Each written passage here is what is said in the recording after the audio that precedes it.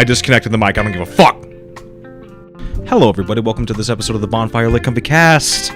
What is today? It is the 13th of October. It's good to see you. I can't see you. You can see me. You always can see me. You want to know what I'm trying to see? If this pornography is still in the chat, it definitely is. Take a good look at it. That's what I got to deal with when I'm doing these transitions. Let's unmute. Let's unfocus participants so we can get the other boys booling. You know what to do. What time is it? It's time for me to unmute.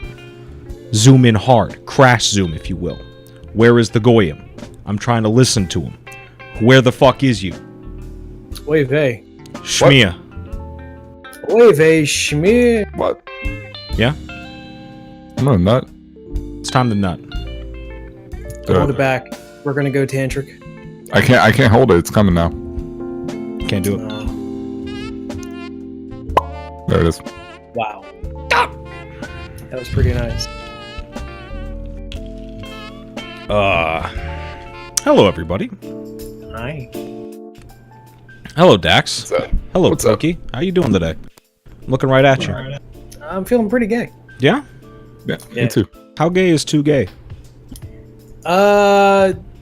Working on my script right now, but I mean, I could put that on the back burner. Instead of doing this, instead of, you know, this.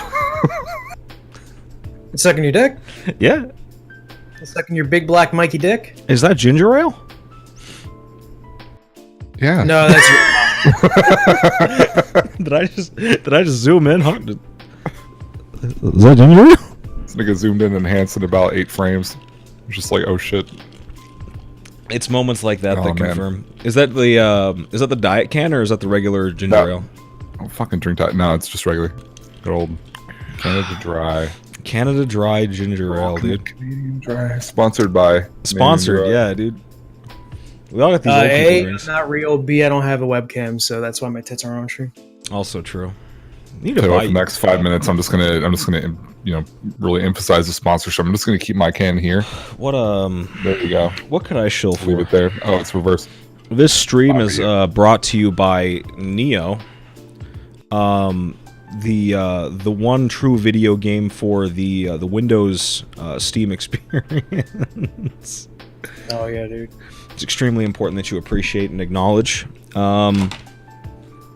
It's also brought to you by McDonald's napkins, actually. Bada bing, bada boom. Remember that one time when I thought Neo would be a good reason to get a PS4? And then you just waited. And then I waited. Just waited a Like few how I do minutes. with every other PS4 game. This stream is also sponsored by our good boy Filthy Frank, who just put out a book. Book? If you read the lore, the Filthy Frank lore, he actually has a He book has a out. book out? And it's actually really fucking funny. Oh So my god. It's a full-on. You can learn about the deep lore. So about the Omniverse and about Race, come to sponsor Speaking this. of the Omniverse, this stream is also brought to you by the lovely people over at Mad Cats. You know, they showed so much love for me when, with their dying breath, but as they were filing for bankruptcy, from which they could never hope to return, they sent out one final Mad Cats TE2 with the Chun-Li edition to my house, and I've been playing it forever. Shout outs to him. If you open up the stick, it says, I spit on your grave. Wait for it. I just fill mine up with some gems.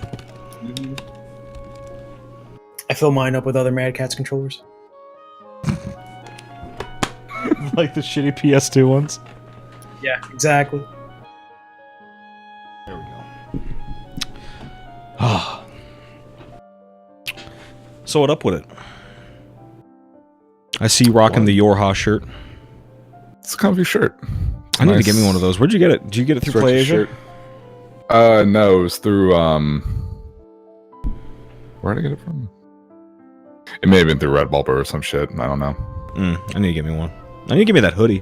They don't have that in my size though. Nothing's in my size. I would get some of the shirts in Japan. I would get, but I'm not paying exorbitant amounts of money. $70 shipping for a fucking shirt that's I mean, gonna come in 3 months. sense. If you're trying to be swagging, definitely do it. But you know, if you're not looking for that life, then don't. You know, keep your money. Gotta bring that shit to the U.S. Atlas is bringing a bunch of the P5 merch that they've been selling for like a year to the U.S. finally. Well, that's because it's the responsible thing to do. Definitely, hands down. Anyway, where's the sword? Sword's under week roundup. I'm trying to figure out what y'all been doing since the last cast. Hat in Time. Chill. You been playing Hat in Time, Pokey? You been playing video games? Hat in Time is very much a video game. Is it? It can't be because you're playing it. No, you're right. You're right. It's actually an RPG. Thank God. I was so worried. No, but Hat in Time's been kind to me. There's one thing about it I don't like. The few stages they have where the Moon Penguin's band chases after you. Not a fan of that. Because it feels like a bit of an auto-scroller in that kind of sense. Outside of that, though, I fucking adore the game. Oh god, I love it. Good atmosphere, good-ass music. Cute and adorable. Great art. Also, mods got released for it recently, but I haven't touched any of them yet. Who made him, Shadman? Thank God, no. Okay, good. No, there's a Freedom Planet mod. I'm not sure what it does. And there's also a Psychonauts mod that gives you the cap from Psychonauts. Does a Freedom Planet mod just make the game shit? Damn.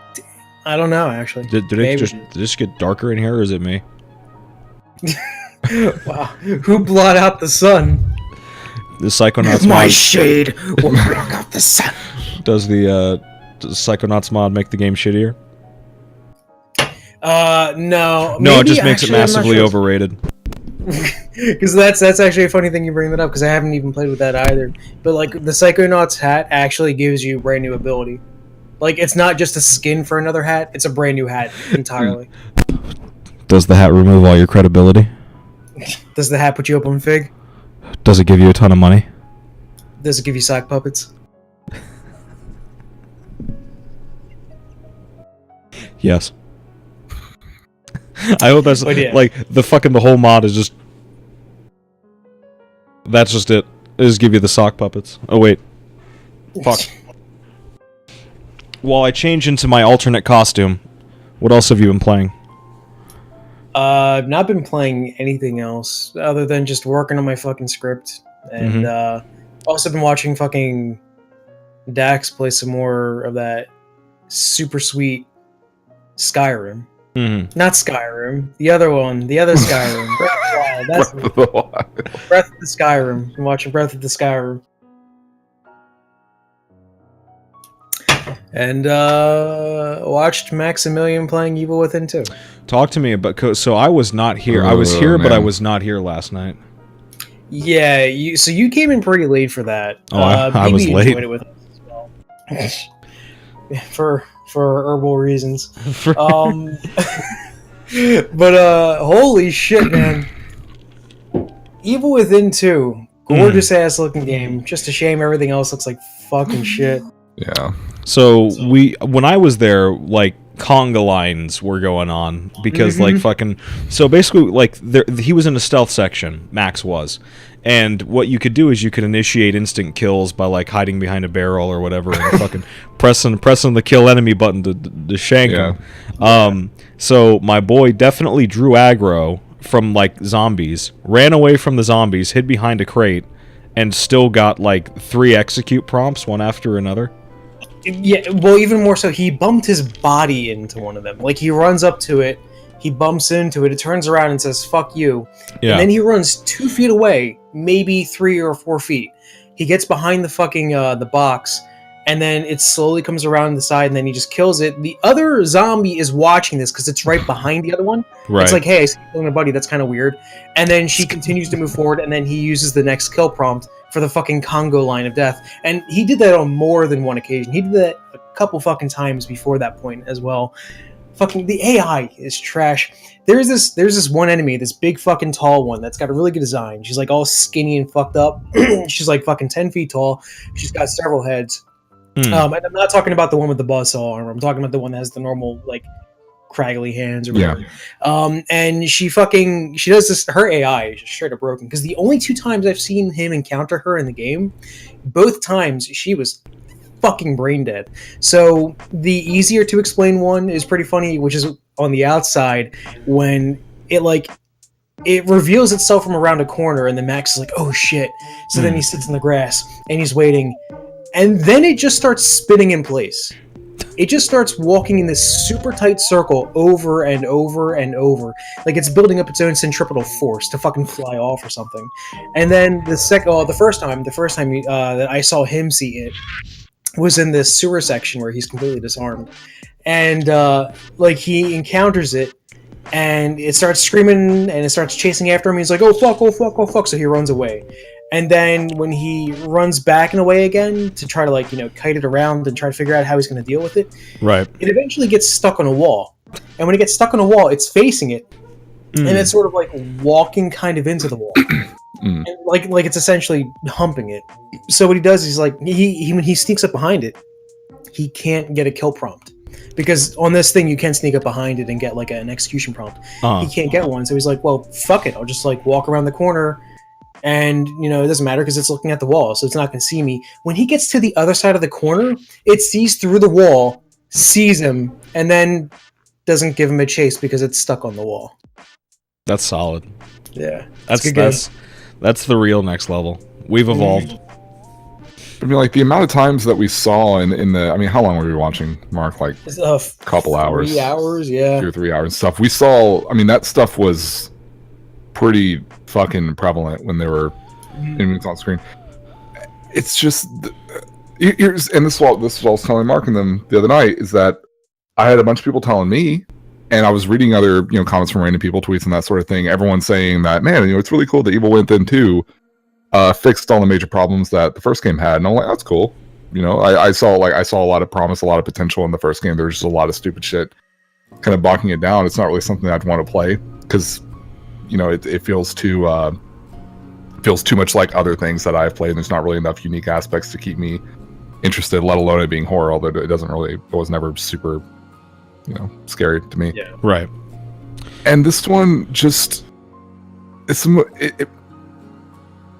I'm just really tired of, let's take the basic third-person shooter mold where everything is more based on your typical stealth sections. Yeah. And just throw some scary enemies in there, but it's okay because, that's... This game gets me fucking heated, and I really didn't even expect it to do... Oh, should I do a Rice Gum impersonation? I'm just angry, guys. I'm just angry right now. I'm just angry now. I wasn't trying to be angry. This is going to be a serious video, but now I'm just really angry. That whole response is really funny. But anyway, that's a whole nother... Ooh. They should have made Rice Gum an enemy. That would have been scary. You're well, it is. You see how often enemies run on walls and shit. You walk into a room and there's just dollar bills creating a trail. Oh, that's spooky. That's spooky money. But no, I mean, there's so many cases. Why the fuck everything costs money? There's so many cases where I was watching Max play, and first of all, you kite every enemy. Someone in the chat, if you don't know what that means, if you don't know what I mean by that, it's when you have an enemy that you aggro and they're chasing you around, and you basically play like you're fucking 3 years old playing with the dog, where the dog's on the other side of the table. You're trying to run around it and play with it. It's basically like that, except really slow and cumbersome. You saw that a lot in stuff like every boss battle. Yeah, every boss does that, but we've seen that in so many fucking games. Everything from fucking Alien Isolation all the way to other the final boss of was it Uncharted 2 where you're fighting the dude with all the grenades? What's his name? No, there's one where you're just in this small room in a jungle room or whatever, and you're basically just kiting you just kite the whole fight. It's just that kind of shit. So all the regular zombies, like what Mark was saying, you kind of kite them around, and the moment it's for a while we were like, okay, you turn a couple corners and they lose track of you. That's pretty bad. It got to the point where there would be a monster, a zombie running at him from head on. Max would run past it, go 5 or 6 feet, just walking straight, because Max is trying to just I'm just going to go over to this fence over here. He's expecting the zombie to be following him. And of course, he turns around after a couple seconds, and the zombie just forgot where he is repeatedly. There's a tree. There's one. This is my favorite. There's a tree. There's just thin fucking tree, like as wide as my head. The zombie is on one side of the tree, and Max is running past it and like circles around. So the zombie, they're doing this fucking like Looney Tunes shit where the zombie's going around the tree this way, Max is coming this way. They just do a 180, and the zombie's already forgotten. He's just like, I don't know where you could possibly be. There was a lot of stuff like that, but it made it worse because in the hub world area, right? Because they have this little hub that kind of connects everything, which I guess the first game had to a more simplified degree. Right. They plop in the bosses that you fought before, like the fucking this lady with like a bunch of heads and the saw blade, like this really shitty boss that went on for too long, and this other tripod thing, which is just more based on like stealth, which the design's okay. It's just the gameplay doesn't really, it's not impactful after you've been doing this throughout the entire thing. And they just plop them into the world. Those kind of appear, and what I was telling Mark is that it really says something when you have your regular Zambambo enemies that you take out the exact same way, and then you have a boss which you fight or whatever, and then for them it's so easy to just take those bosses and put them in as if they were regular enemies, like because there's nothing to them. There's nothing in regards to the arenas that you initially fight them in that make them unique that you have to combat. They don't set up anything to make it a memorable interaction, to make it a memorable thing that you have to fucking do. It's just a design for an enemy that you're going to fight the exact same way. So they plop them into the hub world, just walking back and forth on a typical animation cycle. And it's like, well, so the designs don't matter other than just making them look different if they're all the exact same. I don't understand when you're making a fucking horror game. Isn't that one of like the coolest things that you can think of, where it's like, oh man, how can we make this a really unique fucking confrontation for the player that can be really intensive and really scary and whatever, if you're just gonna make them so fucking homogenized, and then even go about throwing them in the hub world and be like, yeah dude, it doesn't matter, just fucking throw them in there now. Well, it's so I guess they're going for that feeling of, so Buzzsaw Lady was a boss. She's not just like a thing. Buzzsaw Lady, that's what you missed. Was a boss. Yeah, it went on for way too long. Wacky. Yeah. Oh yeah. So she's a really long boss fight, as Dax was saying. Like she goes on for way fucking too long.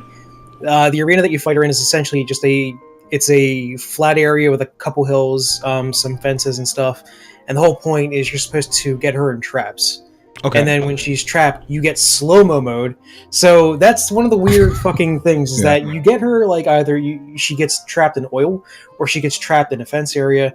Either way, it goes slow-mo because she's so fast that trying to kite her and then fire back normally is not recommended, I should say. Because, again, she's so fast that she's constantly always on your ass, and you have to, like, play... Again, as Dax was saying, like, when you have the dog on the one side of the table and you run to the other side of the table and you run to the other side, that's what you're doing with her. So it sort of feels cheap because you have to lure her into traps, and then even when she's in the fucking trap, it still has to be like, it's okay now, you get a moment to do something, maybe light up the gas on fire or shoot her or something. It's arduous because it goes on for so fucking long that when he died like the first 2 times encountering her, that was well over like maybe a half an hour of just that. And a very simple boss fight, super repetitive and just very, very trying on the patience. And then she gets plopped into the world as like, oh no, that's her, I don't want to have to deal with her again.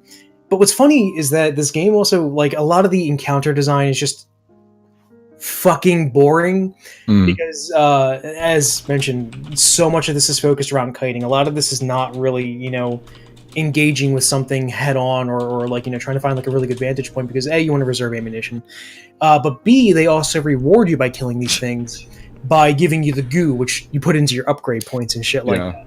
So like you're encouraged to kill these things, and you also have to deal with respawns. Like this isn't the kind of thing where like in Resident Evil, like say, in RE, you kill some zombies, and then later on more zombies will be in that place. But they're there in that place as sort of like a, it's to give the illusion that the world is like continuing to move on. So after you reach a certain checkpoint in the game, it's going to either respawn or replace those enemies in a spot because it's like, time's moved on, so therefore more things have moved into the spot.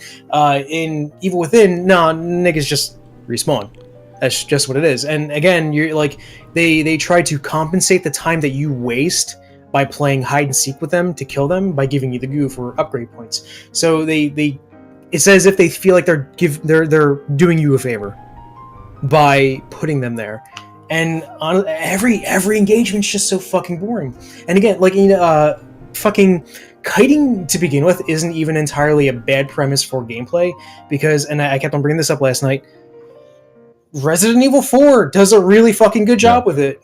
RE4 just has super fucking tight level design that when you're almost always encouraged to fight these things, not only because they have drops like gold and herbs and ammunition, but also just because like every level area is like a fucking playground, and it's fun to funnel people into these ways and just kill them, so that way you have the vantage point, they don't. But tension's always like close because they're always nearing on you. They're relentless. Right. I brought this up as well. Or actually, the two of us were talking about this last night. Last of Us. Like, even Last of Us is able to build these levels in which you either taking the stealth or aggressive approach to take out the enemies, it's handled well because, the level is sort of built around you, ducking around these desks, using walls and all this shit in an interesting way with verticality, with, as Dax, you were bringing up last night, there's outside and indoor areas. Yeah, all in the same environment. There's no, there's some variation there.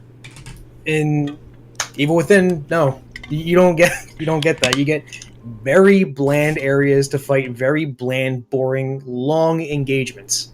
Because again, it's like I said, it's designed as such a conventional third-person shooter where, I mean, how many have you played where you go through an area and you end up in some pretty small room or just small area, usually inside or outside, never a mixture, bunch of chest-high walls, and you're like, all right, I know what we're going to be doing. It's just in this game, instead of sitting behind cover and picking off enemies from a distance, you're pretty much just either like, okay, I gotta weave myself around and wait for there's a big camera monster, okay, it's facing this way, it turned, okay, let me move past it, let me repeat that 6 times, then I'm out of the room. Dylan is streaming this game today, right?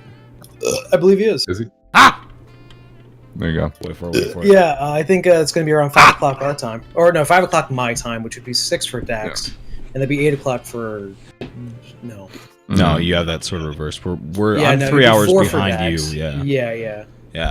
So it's just, again, it falls into those fucking traps. Also, to comment real quick on what like Vinny and Kagi said, yeah, I would not. It's horror themed, but it's not. Well, my problem with this, as far as the game wanting to be, oh man, horror and shit. You can go. I'm fine with the game going like the RE4 route and going much more into like action and still keeping some of the campiness or whatever, and not being so just fucking scary in terms of psychological elements or in terms of atmosphere or anything like that. But the whole point of Evil Within 1 was Mikami saying, we got to go back to the roots of horror. We got to reestablish what was so great about the original RE games and that sort of thing. Did it get darker? And it seems like, first of all, the first game didn't do it super, super well, but it had a lot of little things that I thought were really cool. Like elements that I thought were really neat, and I would be like, oh, that'd be cool if the gameplay was better. And is it the me story or? And this just doesn't made it worse. Is it getting darker in here, or is that just me? Someone's throwing shade, and I don't know why. You left the gates, dude. You were at the gates, and now you're falling. We were playing Shinji Mikami's game, and then he just made it again. Such a shame. It's just, you had potential, and then you just made another fucking generic third-person shooter. Speaking of generic third-person shooters, hello, Neil. It's Neil. Oh, we're all widescreen now, and we no longer got the shit. Hey, we got the whole thing now. Neil, you can't leave. You saved us. You saved the cast, buddy. If you do the shit where it's like, oh, I gotta go 30 minutes in half an hour, I gotta go play with my cat and then play with my girl's I gotta go play Yu-Gi-Oh, dude. I can't stay. Wait, I gotta go watch. I gotta go activate trap cards, dude. You're not fucking leaving, asshole. I gotta get my synchro summoning going. How about you fucking synchro summon your fucking week? I'm looking. I need to see how many stars your week has. Also, what the fuck is that in the back? Is that... I'm looking at your statues in the back. So I see the two Soras on the table. I need to clean up all my shit. I see a globe. Neil, talk to me about your week. I'm investigating. About my week. Well, it's been a while since you've been on. Oh, I was here last week. Hello? That's 7 days, motherfucker. How much shit happens in a week? Not much. Wow. I don't know. Man, I've been going to school. It's officially fall break now, which is like a big deal for me because now I'm gonna try and use this weekend to my advantages as much as I can. What you been playing? Big deal. And I want to make my Kingdom Hearts 1 story analysis video finally. Or at least I want to don't zoom. No, fuck. Wait. What? Oh! That's what that is. That's the MVCI shit. You motherfucker. I'm gay. I had to have the eggs, dude. I'm gay. I was out of eggs. It's Easter time, dude.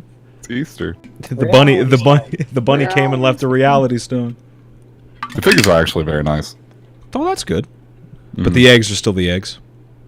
When they're lit up, they look okay, but it's still like, why would I want this? To hide them, dude. I can't even take them out. That's the point. Not with that attitude. Yeah. But no, the figures are nice. Oh, good. So what you've been playing Resi 7? Finished that. Finished Resi 7. Let's go. Good video games. We're playing. There's so many good things out. Not even just video games. They're like good shows. Like October 27th, like Stranger Things 2 is coming out. As soon as fucking BB says, I'm done with Kingdom Hearts speedrunning, fuck that shit. He's sitting here, he's smiling, he's letting his facial hair grow, he's talking about how good video games and shit is. Oh my god. This never would have happened in like the pre-SGDQ era. It's because there were no good video games back then. There were none. Back in the day. Back in the day. Back in my day, there were horrible video games. All we had to play was Kingdom Hearts 2 Final Mix over and over again. Play it on level 1 critical mode, I did. With deadly restrictions. With the deadliest of restrictions. Deadly. Milla brings a really good point up. When you stop speedrunning, everything gets so much better. You enter a whole new world of I think it's really incidental. If we're not memeing for a second, I think it's really incidental. It depends on your outlook on a lot of things, honestly. And I think I would never have been able to actually get a better outlook on life if I was still speedrunning. So I think it was a good idea. But I also think that if I went to back to speedrunning now, it wouldn't bog me down and be like, oh my god, hate life again and that sort of shit. Well, it's good that you still have you're able to look at it through just like a better, you're not so down about it. I saw your tweets. You were tweeting you had a major revelation like that Resident Evil game, and now you're here. You're still alive. You're still playing good games. Not Devil May Cry 4, which is the best game, but you're playing good games. You still haven't played that game. I'm never gonna play that game. Yeah. I need to what? Put your shit back on. You look weird. You look weird with the fucking glasses on. That's why I did it. My eyes hurt. You know what? I'm looking at shit blurry. My shit's gonna be blurry. I'm actually supposed to wear these. I mean, I'm supposed to wear those too, but I live on the edge. And put them on. You look weird. No, you look weird. Fuck you. I look great. I'm not trying to look at you. I look great, motherfucker. My eyes are blue and beautiful, bitch. They are. You're right. I'm looking right at you. This is the first time I've ever seen Dax with glasses on. Thank you. Thank you. I've never. Yeah. Why not? Sometimes I use them at the computer because I'm supposed to because my eyes hurt. Oh my fucking. Are those gunners? Do you also have? They're not. Do you also have? I have no idea. Do you also have gamer grip? I really wish I had gamer grip. I can't be a good gamer without gamer grip. Right? How are you gonna level up? Well, we know how he's gonna. And you might need my double XP because the more Mountain Dew you drink, the more double XP you get. Halo taught me that. Halo taught me that. Doritos too. Got to get Doritos. Not Cool Ranch. Cool Ranch is shit. 420 gay. 420 Cool Ranch. Put that over. Hold on. No. Put that over Pokey's. Put this over Pokey's camera. Honestly, yeah, that's something like because like I don't have. I'm doing this without glasses right now. We're going hardcore. Mm. All right. Is that save as? Yeah, we did it. Hard mode. Holy shit, this is the Dark Souls of podcasting. Your vision's that fucked? Dude, my father is basically legally blind. And I definitely got those genes, so it's good though. I enter which one's the turn off aspect ratio? Anyway, so you've been doing that shit, BB, and you're happy now. You got a wife and kids. You're doing good in school. You're staying away from hard drugs. Is that the board? 0 absences so far this semester. That's really fucking relative to what you were. Is that your cat or is that a Snorlax?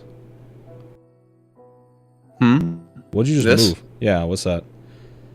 That is Umbreon. Umbreon. Oh shit. That's a plush. Yeah, dude, it's a sleeping Umbreon. Yeah, I'm a big old fag. I like little plushies. I got a ton of them. I had to move the fucking Amaterasu plushie I had in the back, and I still I have the whole fucking wall of Yoshi shit. I got the Charmander plush. I got all my Ambios, the Naoto statue. We got shit for days, dude. You know what it is. So it was just I have like a little what is it? I have like a scratch post for my cat to scratch on, but she never fucking uses it because she's a bitch. So I just put my plush like on top of it, like right next to my desk, and it was just right there. So I was just like, I'm gonna put it in frame of the camera. Why not? Well, that was nice. So anyway, you've been doing that. Have you tried my life thing? Have you tried the McDonald's chicken tenders yet? No, I have not. Do you plan to? Yeah, sure. I'll do it this weekend. Get back to me with the food review. I need the food review. I had the Taco Bell chicken nugget tortilla dip chip things. They're really cheap, but kind of worth it. I'm entering them in, when I do the blind nuggy challenge at some point, they're definitely going to get added in. They have to. Cheap, but kind of worth it is right up my alley. So I'll get back to you on that for sure. Primo shit. Get the cheese sauce and get the Diablo sauce. Put the Diablo sauce in the cheese sauce. Stir it up with the nuggy. Dip, eat, Gucci. 100%. Still, I'm giving you strats. If you don't see this uploaded to YouTube, you got to check the VOD because you need to know as soon as you go to Taco Bell. No Baja, no chaser, just raw Diablo, raw sauce. But I need the Baja. You always get Baja when you go to Taco Bell. Every time. I actually didn't get Baja when I went to Taco Bell for the nuggies. Actually, I have a story where the last time I went to Taco Bell, I got Baja. But have you ever drank soda from like a fast food place and they didn't have like enough syrup, so what they basically pour you is just like awful soda. Fucking soda water? Yeah. I drank that shit. I was so pissed on the way home because I knew what they did. They fucked me over. They didn't give me the Baja. So fucking gross. What the fuck? I still need to try that. So okay, Dax. You know they have that egg taco thing, right, bud? Taco. It's got potatoes in it. Could be the return of the potato burrito plus eggs, but it's not available all day. It's only available for breakfast. So we got to roll out. I was gonna roll out today, but after last night, I just slept. I sleep. I'll try to check it over the weekend. Yeah, hit it up. Let me know. Oh, I could go there. Oh, I could go there before work tomorrow. We'll see. But in any case, when I check the link, I just put in the chat. Is this breaking news? Is this breaking? Kind of. I can't read shit. What the fuck is this? I'm encouraging you to put this glasses. Acquires digital game. What? IGN bought it. IGN bought Humble Bundle. News.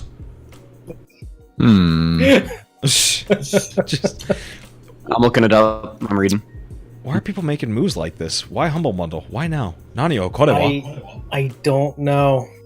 It's very odd. I'm scared. Cool. Does trepidatious. IGN own like anything else? Well, IGN's owned by Rupert Murdoch. Yeah. So, and that dude's, like, for those of you who aren't aware of, like, the actual journalism world, Rupert Murdoch, like, just goes and acquires shit. Yeah. He just goes and acquires journalistic outfits. I think when he bought, like, Nat Geo, National Geographic, that was, like, a fucking huge deal. Not in a good way. Very bad way.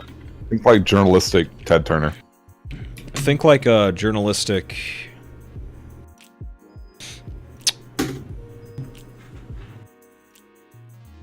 I mean, like, because here's the thing, like, even though I'm not a big fan of IGN, especially their personal politics, the one thing I will say is that they've done a really good job with keeping their personal politics out of, like, the main media stuff. So with them acquiring Humble Bundle, like I said, I'm trepidatious. Like, I don't think that they'll start enforcing any sort of like weird IGNisms onto them, but I mean, I don't even know what that would look like. I mean, that's the thing. I don't know. Yeah, I don't know what their influence. I don't know why they would do this. Well, when they say, you know, what the reasoning is, it's super general. It says, you know, we chose IGN because they really understand our vision, share our passion for games, and believe in our mission to promote awesome digital content while helping charity. That's all they say. I have no idea how that applies to what IGN does. I don't know how that applies to what their potential influence could be.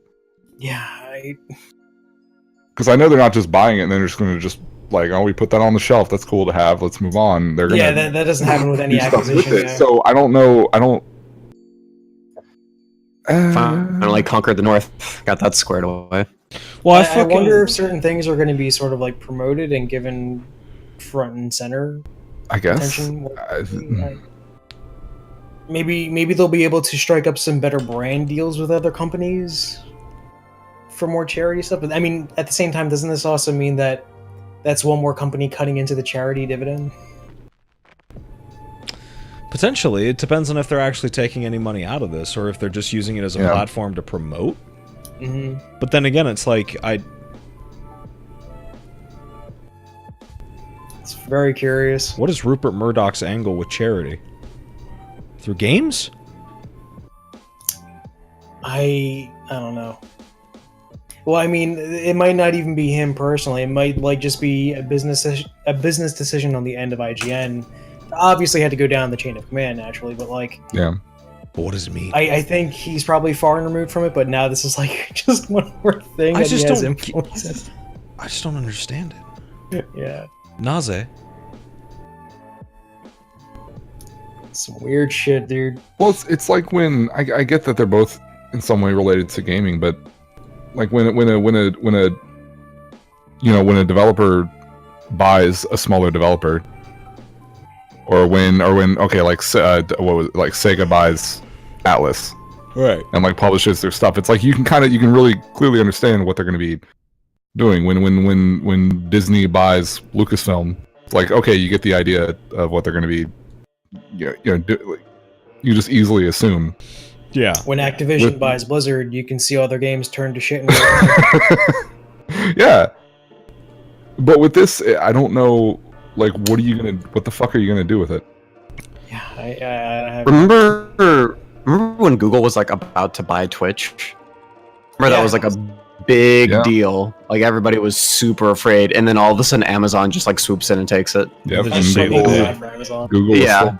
It was so sick too, because later on that as time went on, you totally understood why this was such a good idea. I'm really happy they came in and caught it, because you could tell they were like, ooh, Google, I don't know about, that YouTube shit ain't working out too good, dog. Let's just no.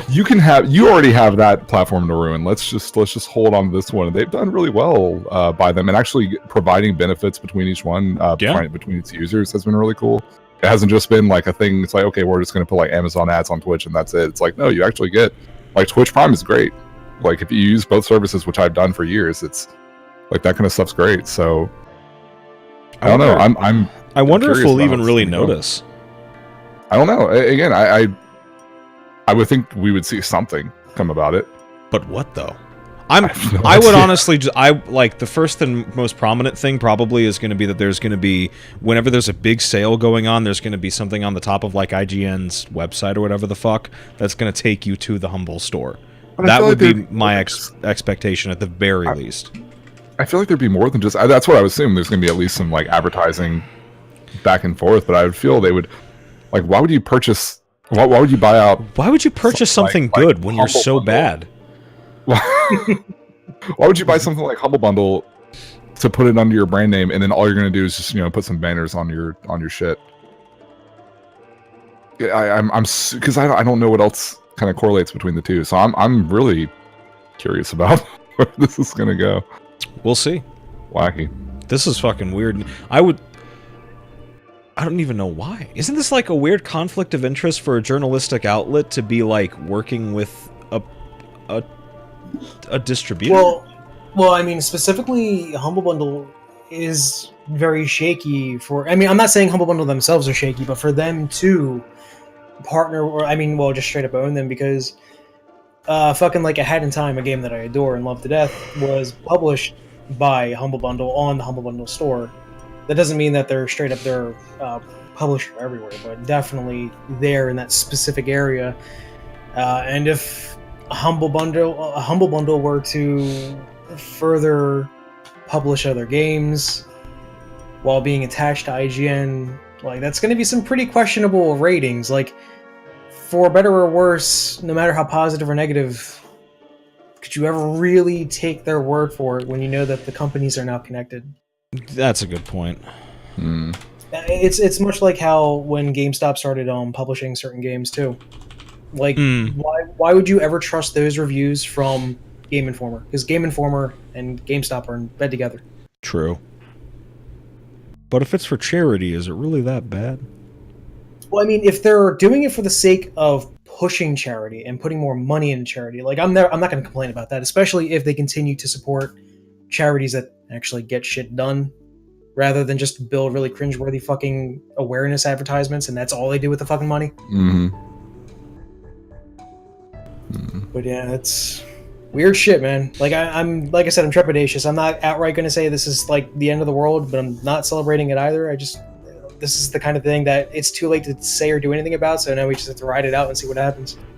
Speaking of weird charity shit that augurs the end of the world, Awesome Games Done Quick 2018 has released their games list.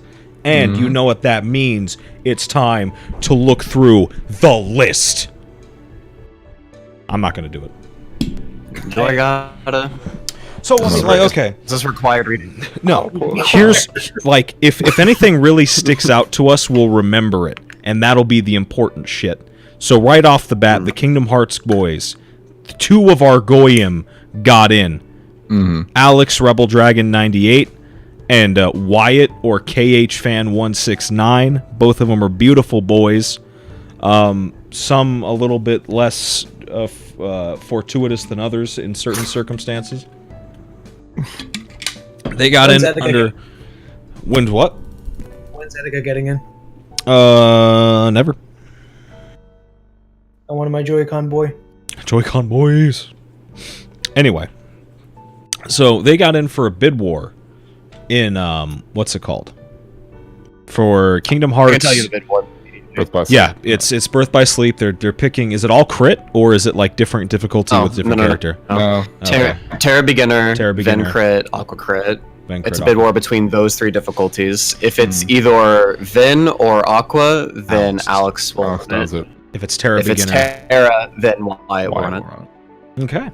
And there you go. That's so if you are in our circle, if you watch this podcast, then you are officially a member of the people who need to support Alex and Wyatt. So you need to start giving your money to what run you want to see. You know, it's interesting because Zem was streaming yesterday, and he was actually quite lit about the bid war decision. And he like, the point he made was that, like, you're going out there with presumably a lot of pressure as the runner, because you got to think about, like, even if you don't wind up running, you have to basically prepare for the possibility that you will. Right. And that's a lot of stress, especially if you don't wind up running at all. And if they put that towards the end of the week, then it's just going to be like 2 of our boys like practicing and under a shit ton of pressure for only one of them to actually go out. So, well, I mean, that's sort of, but that's, they agreed to it though. That's what they said. That's how they set it up in the first place. So, and that's what they had to do to get it in. You know, I wouldn't do that shit to myself. I wouldn't. Hell fucking no. But if that's what KH Peeps got to do to get their shit into the event,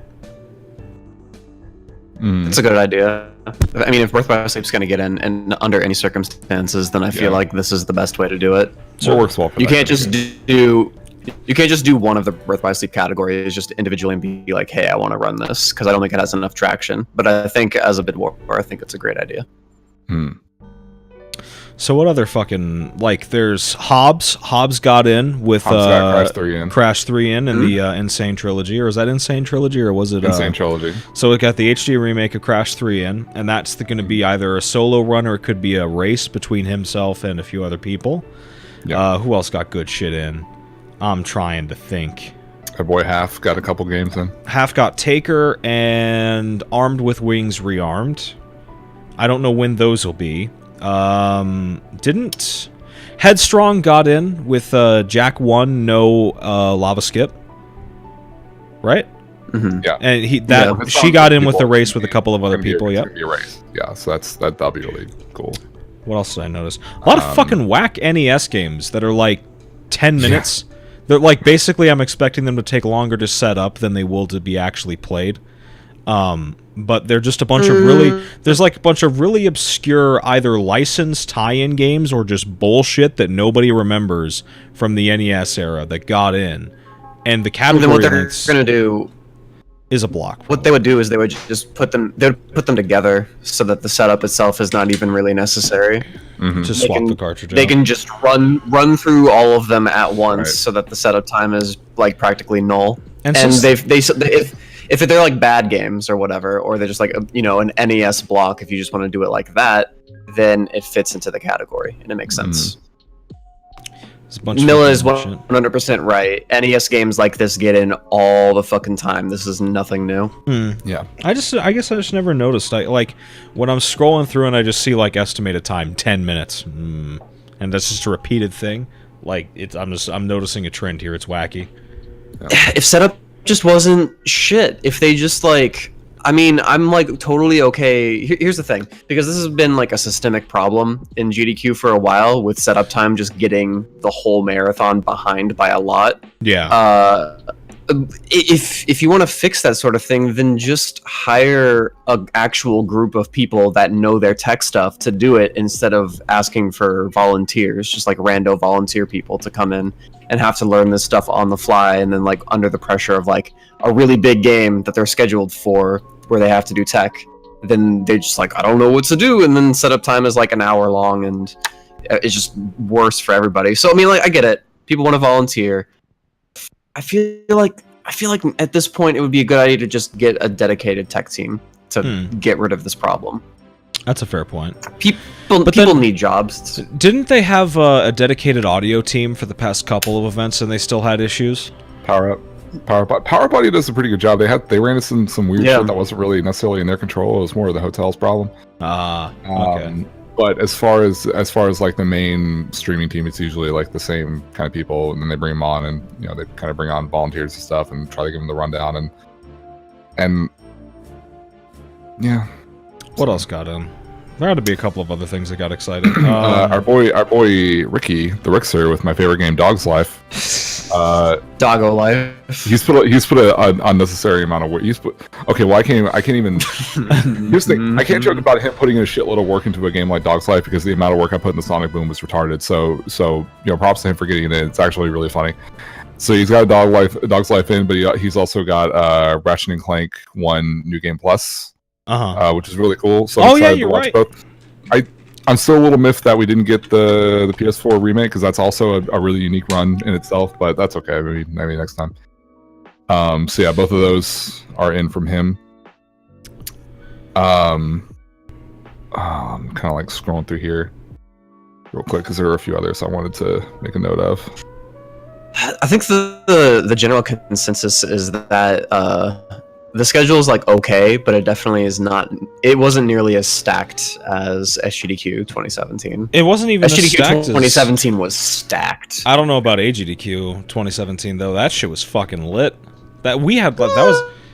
Well, okay, there was at least okay. like there was more definite blocks to look forward to, like the PS2 block. Yeah, that was just shit that was. No, I agree with that. I agree with that. This time it's like I definitely want to see my boy Hobbs run. I want to see fucking Wyatt and Alex there. Yeah. I want to see Headstrong run again. I want to see some rap. Good. It's just not like nearly as like it doesn't like shoot out to me like wow, this is like something that I cannot wait to see. Well, something this is more of like this is quality. Something that shot out that didn't necessarily like it. I didn't catch it immediately. Dax actually pointed me onto it. Was that there's no Super Metroid? Yeah, that's something that we need to talk about. I think that's a really that's really interesting. Here, as we enter the Uyama retrieval arc, we are definitely removing the fucking meme race that used to be a guaranteed spot.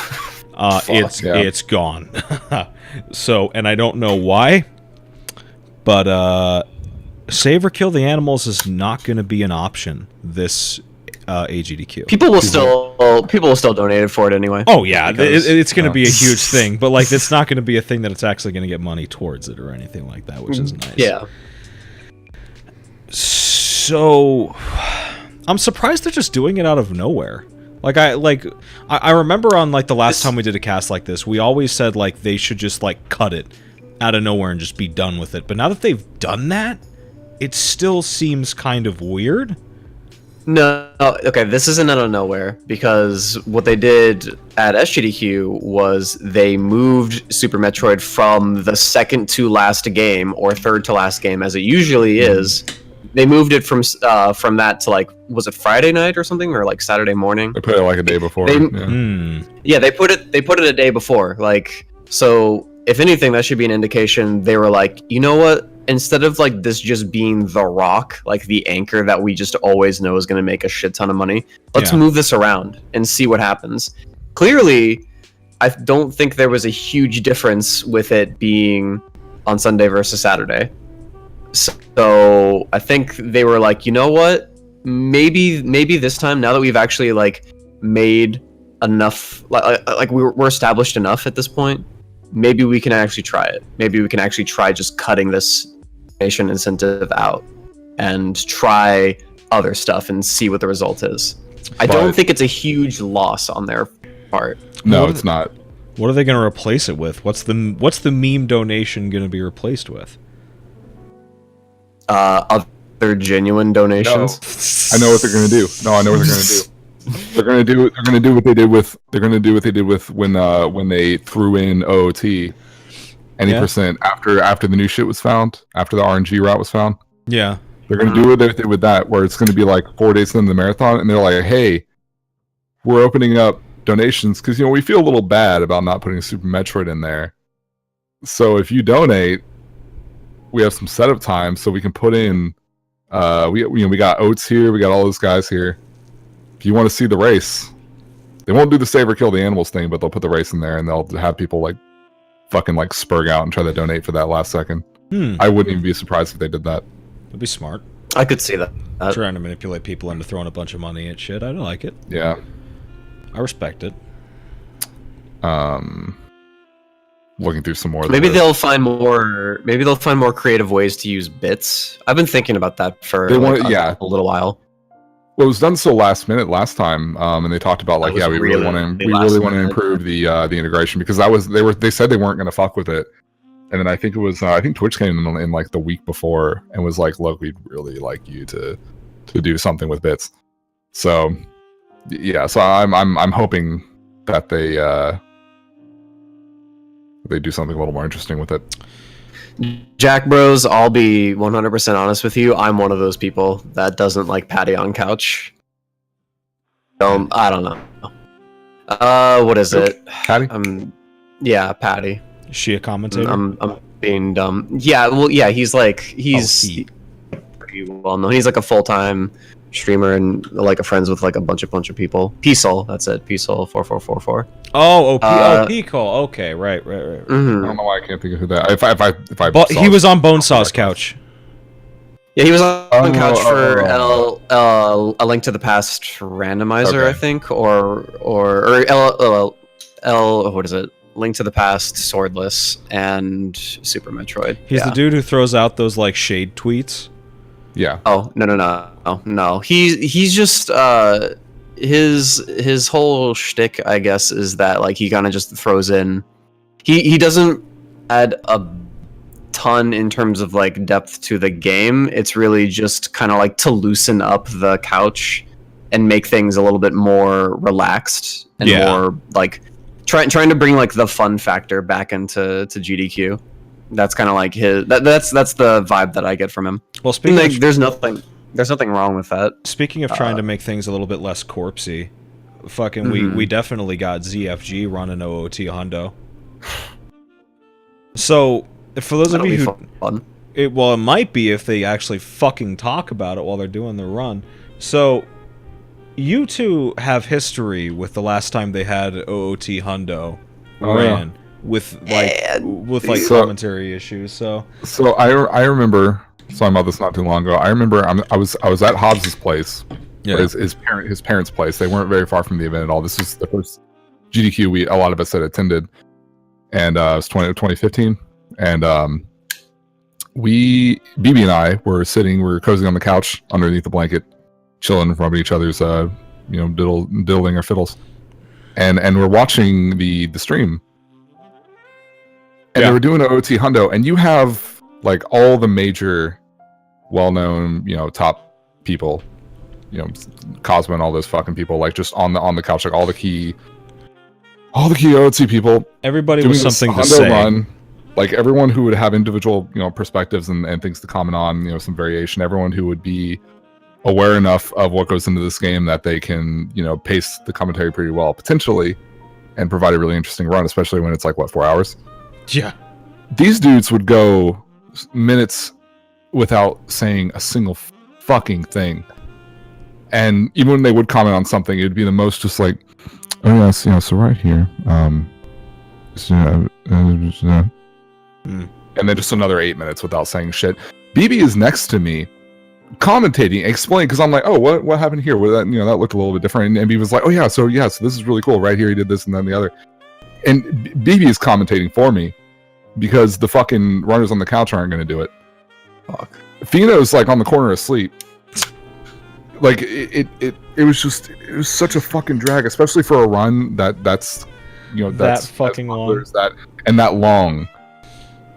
And there's enough to talk about. Like BB was going for a fucking while. Thankfully, BB knows a lot about OT, but it was just some random part of the game, and he was still explaining all this like stuff that's specific to it. Like, I could tell there was enough to talk about. They just weren't saying shit. So if we get that again, fuck. They won't get that again. No, okay. So like when I look back on this whole situation, I mean, you could make the excuse that it was really late, but our run was really late, and we brought really good commentary. Yeah. Good. So that's not much of an excuse. But if anything, when I think about it, like, was just like dead and like literally falling asleep on couch. So I mean that just like happens, and I mean people were probably falling asleep like behind us when we were doing our run too. So it's like it's fine, but on couch it's kind of a problem. Cosmo was like not doing anything speedrun or OT related at all. Like he was totally focused on Smaforsh. So he was just kind of like there just like to be there, like to represent OT, but he just didn't have anything really to say. Runner guy was like more of the same. He was there just, because OT, but didn't have much to say. And I think like Vinnick was there, like someone else was there, and he was the one that probably provided the most couch commentary out of all four of those people. But like there still wasn't really much to say. And then ZFG would like comment on stuff every now and then. But yeah, the energy there was just like everybody was just like super drained, and I think it was just because the run got pushed so far back to like the worst possible time that by the time the run ended, everybody was just like, let's just pack it up and let's just finish this, because like there was just no energy at all. Yeah. But if they put it in a good time slot, which I think they will this time, I don't think they're gonna kill it. That and I've seen ZFG. The last thing that he did was it was Master Quest all dungeons. I was in the room for that run, and it was like hype as shit, and he was providing like excellent commentary. So if anything, I think that the commentary is gonna be a lot better. If like even if it's just him, it'll be fine. If there are more people, it'll be even better. I think it'll be fine, honestly. Okay. I'll look forward to it. That's good. No action games got in this time. Like Ninja Gaiden as a whole block just got blown the fuck out. This poor kid. Has Ninja Gaiden never even gotten in there? There was a black run, but I think that was probably like in the same vein that fucking Devil May Cry 3 New Game Plus run got in, where it was just home dude spamming Killer B. Right.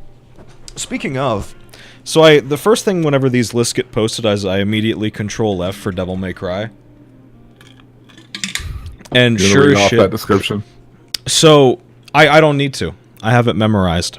So my man's, I don't know his name, I don't need to, rolls up with the DMC3 submission of a very hard challenge run, only using Navon and Ebony and Ivory.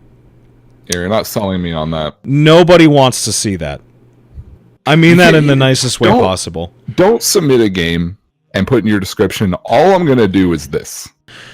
Okay, you're not selling.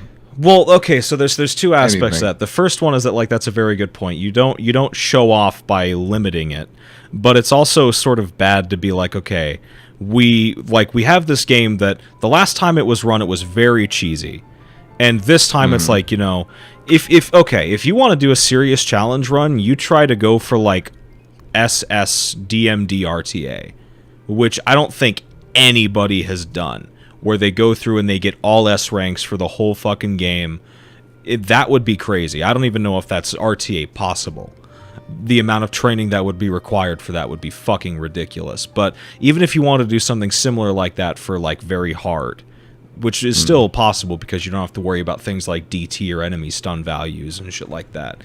You don't approach like a game with that many options, that many build routes that nobody has seen yet, really, because you have to think, like, to people here in this chat or people who have played DMC3, they know what that game is.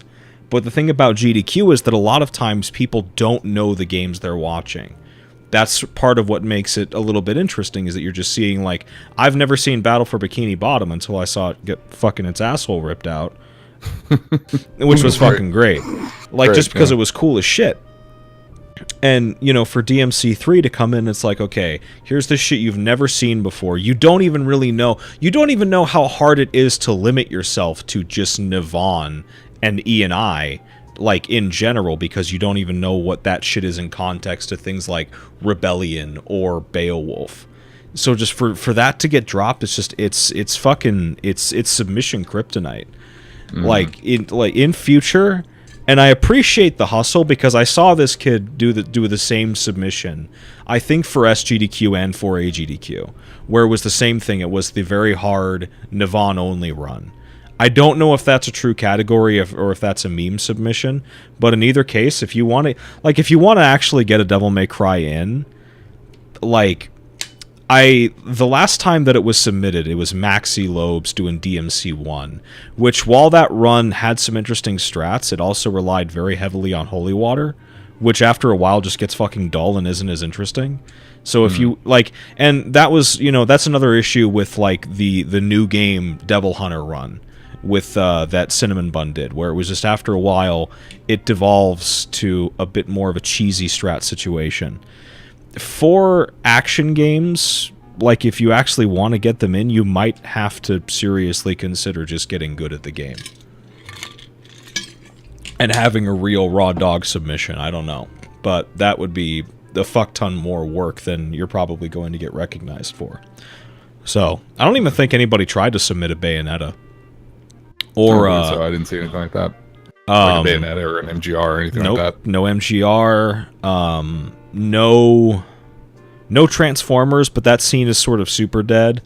And after a while, it's just mostly stats checks. I'm trying to think.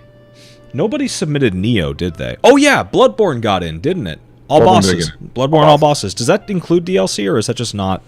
I didn't see. I don't think so, only because I think they typically list the category as saying with DLC. With DLC? Based on Dark Souls. That's what Dark Souls does. There was also Dark Souls 3 got in as like a bonus game or something like that. Or a backup. I saw DS3 get in under some circumstances. I'm not going to watch that shit, though. So, I'm trying to think. What other good shit got submitted that got in? We have a... I'm glad. I think it's cool that like Sonic Mania got in from. Claris. You're right. You're definitely did. But like the Sonic block as a whole is kind of it's SA2 hero again, and it's a race, but it's here. It's just SA2 again. Mm-hmm. And Kirby got Sonic Advance 3, which he submitted like a bunch of games. He wasn't even expecting that one to get in.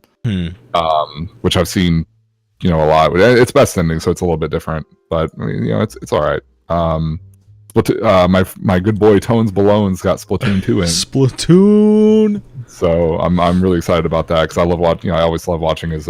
He's just really cheerful, pleasant guy, and he did Splatoon 1 at GDQ a while back. I think he actually opened the marathon with that. Green Bean. So thank you for reminding me. Green Bean. Speaking of sweet, wholesome boys in beanies, Green Bean got fucking Wario Land 4 back in. I never knew about this guy until I saw his run at GDQ. He's super sweet, super wholesome, very approachable, likable guy. His streams get like 3 viewers tops. I don't know how he fucking does it. But yeah, so definitely keep an eye out for that. I hope that run doesn't get shafted. Resi 3 got in as well. That's going to be a nice run. Oh, Metal Gear Solid 1 and 3 got in too. 3 European Extreme difficulty. European Extreme is going to be litty. That's going to be really cool. I really plan on watching that. That's going to be fun. Covert Muffin got Star Wars Jedi Knight Jedi Academy. Yeah. So I'm looking forward to that. I'm looking for the life. And we have average Trey with Super Mario Sunshine 120 shines. 120. That's like a 3-hour 15-minute run, isn't it? 3:15. Yeah. I am autistic. I remembered those numbers. If you want to watch a 3-hour run, that's not nearly as interesting. Throwing the shade. 360 Prism with Super Mario Galaxy. And if you want to watch a 2-hour run, that's just as boring. You can watch 3D World. I'm sorry, but I actually kind of want to watch the run for 3D. I like them as runners though, so I'll probably check them out. Like 360 Prism is chill, PD Boost chill. I'm just not a fan of the games, but 120 Shines is cool. We also have Super Mario Land 2, 6 golden coins, any % glitchless. I haven't actually seen that myself. There's also, I think it's actually pretty interesting. There's a big Super Mario World No Cape No Star World race. Yeah, that's gonna be cool. With a bunch of really good runners, as well as a Super Mario World 2 Yoshi's Island any % warpless race with a bunch of really good runners. So, Yoshi's that game looks fucking beautiful. So we got some cool stuff. We got a guy who's not Jeff doing Super Monkey Ball, so I'm always excited about that. Zella 1. I'm sorry, dude. Do I need to decrease the fucking brightness? I agree with you. I 100% agree with you. It's okay. Oh no, it's all getting darker. What's going on? So we got that. So I'm looking forward to a lot of that kind of stuff. We have I want to know. I want to see some predictions. I want some precog shit. What's the opener and what's the closer? I'm telling you, Crash 3 is going to be opener. Hobbs is going to open the marathon with Crash 3. Like I'm 100% committed to that. It's going to end. See, it's either going to end with. Hold on. Let me make sure I remember. It's going to end with either Ats doing Zelda Breath of the Wild all main quests, no amiibo, or it's going to end with ZFG doing OOT 100%. And here's the thing: we talked about this before. Hold on. Here's the thing we talked about. Vash and I talked before. Okay, baby, shut the fuck. Okay, this is my thing. Don't you fucking use words with me.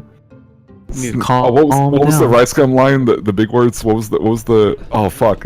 God, it was really confusing them. You use big words. It's like you use the big words. So I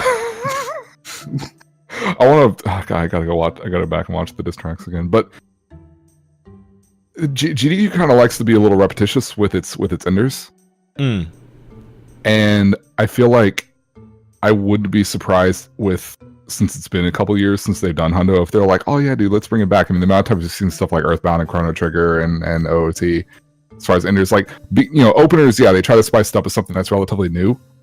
And I think I think Insane Trilogy, especially with you'll have Hobbs, you'll have Spike, pretty much guaranteed.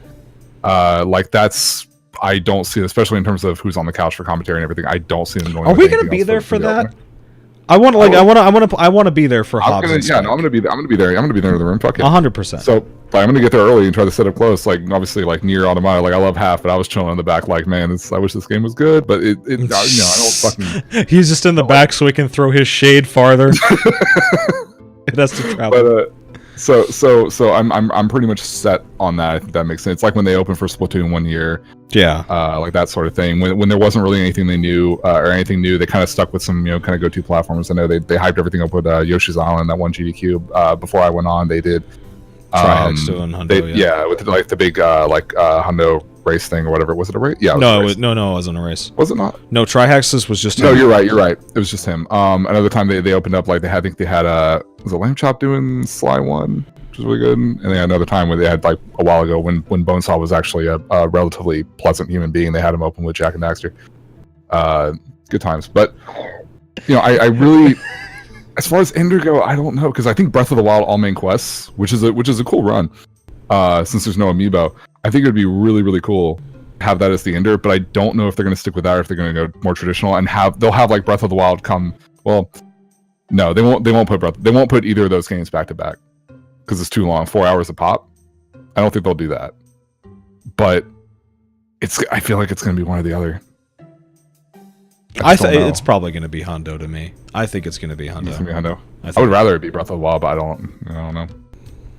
I'm looking through the accepted list to see if there are any potential candidates. I thought for a potential Ender they could have fit in Final Fantasy IV as an Ender, but I mean, like, for like the fourth time. Yeah, I don't want to see that shit. So again, it's another time where it's oh god, like you see it at the ending and it's like, oh, okay. What are the numbers? Pokemon game. I thought about that. I thought about that. I thought about that. Yeah, I thought that as a possibility. What if they ended with Black and White too? That'd be interesting. That'd be cool. I think that'd be cool. That'd be nice. Although they might put it, like, if they want to just put the alligator fuckhouse block of just 2 RPGs back to back, they could do Final Fantasy IV into fucking Black and White. I don't know when. That could be a Bufu block. I don't know, in like 2 in the morning. I hope not. But I don't know. My money is still definitely. I concur. I think that it's time for OOT Hundo to go in last spot. I hope they have the balls to just put fucking Breath of the Wild right before then too. Just fuck your shit. 8 hours. Zelda, get used to it. God, get comfy. Jesus Christ. Real quick, couple other games I wanted to make note of. Our Zoe 2. Zone of the Enders 2. Oh! 80% easy is in. Best of luck to him. Fucking, I love watching Tony Hawk runs. We got Tony Hawk's Pro Skater 2X, the Xbox version. It's a shame it's not a block. Goals and golds. Yeah. It's a shame it's not a Tony block. But it's not like what they would typically do, where they would have like 2 or 3 Tony games, because they're they would go like 8 minutes a pop. This one's it's all goals and golds, which is like it's all careers. Yeah. So it's like 35 minutes, 30-35 minutes. So which is going to be fucking dense. Yeah, it's just like and no Tetris games and no Tetris. Yo, did somebody see TaskBot? I don't think so. No TaskBot, no Tetris, no TaskBot, no Super TaskBot, Metroid. No Tetris, this is the end time. No like Mario Maker. No. Where's the big relay? Where's the big relay of this marathon? There's Mario. No. Mega Man 1 through 3 relay. That's what it was. Sorry, Mega Man 1 through 3. That's the big relay. Yeah. Okay. That's which again I think is a better way to have, like, instead of it being like what 9 to 10 Mega Man games do we want to put in? Okay, we're going to put in 1, 3, 6, and then X2, X3, X5. Yeah. And then here's like 3 other random games that they still get in Mega Man 0. Right. They just 4. Yeah, typically they just kind of like just pick random ones and just fucking throw them in there, because for the most part, they're pretty similar. But in this case, it's like, okay, well, let's have a relay race between these first 3 games. I think that's a more interesting way if you want to include those games and have it be much easier to set it up and organize it and have it just be one kind of streamlined thing. And be more interesting in general to watch. Yeah. Then hey, great. So yeah, so I'm actually like I would watch that. Like I wouldn't go down to the room and watch it, but I think it would be like I like getting in the room and like being comfy with peeps and just like watching a race. Yeah. Oh, yeah, I think that's cool. So I think that kind of race would be dope to chill out to. Also, funny enough, I didn't even realize this. I was scrolling through the list, but Final Fantasy IV is in. Yeah, it is. Oh, I didn't see that. I don't think that's going to be the ender, though. I don't think enough people. No. It's not. But just didn't realize that. Like, yeah, this is the weird thing where it's just there's no, like, outside of the obvious ones like OOT Hundo, it's not like something where there's just huge portions dedicated to like big meme staples. Yeah. Like I said, no Super like the relay block being Mega Man is cool this time around. I actually want to see that. Wait, but no fucking no task an investigation. Hit me with it. Check this. Hit me with your hard-hitting analysis, bud. How many runs are above 2 hours in this marathon? Because I think I could count them on one hand. Could you? Let me check. Final Fantasy IV, Pokemon, Zelda. Metroid Prime 3. Metroid Prime 3. Oh shit, that. Which is also going to be cool. Super Mario Sunshine, Mario Galaxy. Sunshine. Pokemon Black and White 2. Okay, so there's a little bit. I got a full hand and a gun here. I don't know. I think I like my odds. There's more. You know, it's just. I thought it was. I thought it was going to be like 4 or 5, but I guess I missed some. Yeah. Some come pretty close. Let me go back for again. Oh, yo, Rayman 1 got in, baby. Yeah. Yo, the best timeline. A really good game. So yeah, GDQ overall, I'm now that we've gone over it and looked at it, I'm pretty content with it. I like what I see. You know. Trying to think. Yeah, Mario Galaxy. Yeah. Yeah, seems to be quite a few. So this list is all right. This list is solid. It's solid. Is there any other shit that like people can remember? Like I've gotten all the big ones out for me. Yeah, I kind of noted anything that really stood out for me.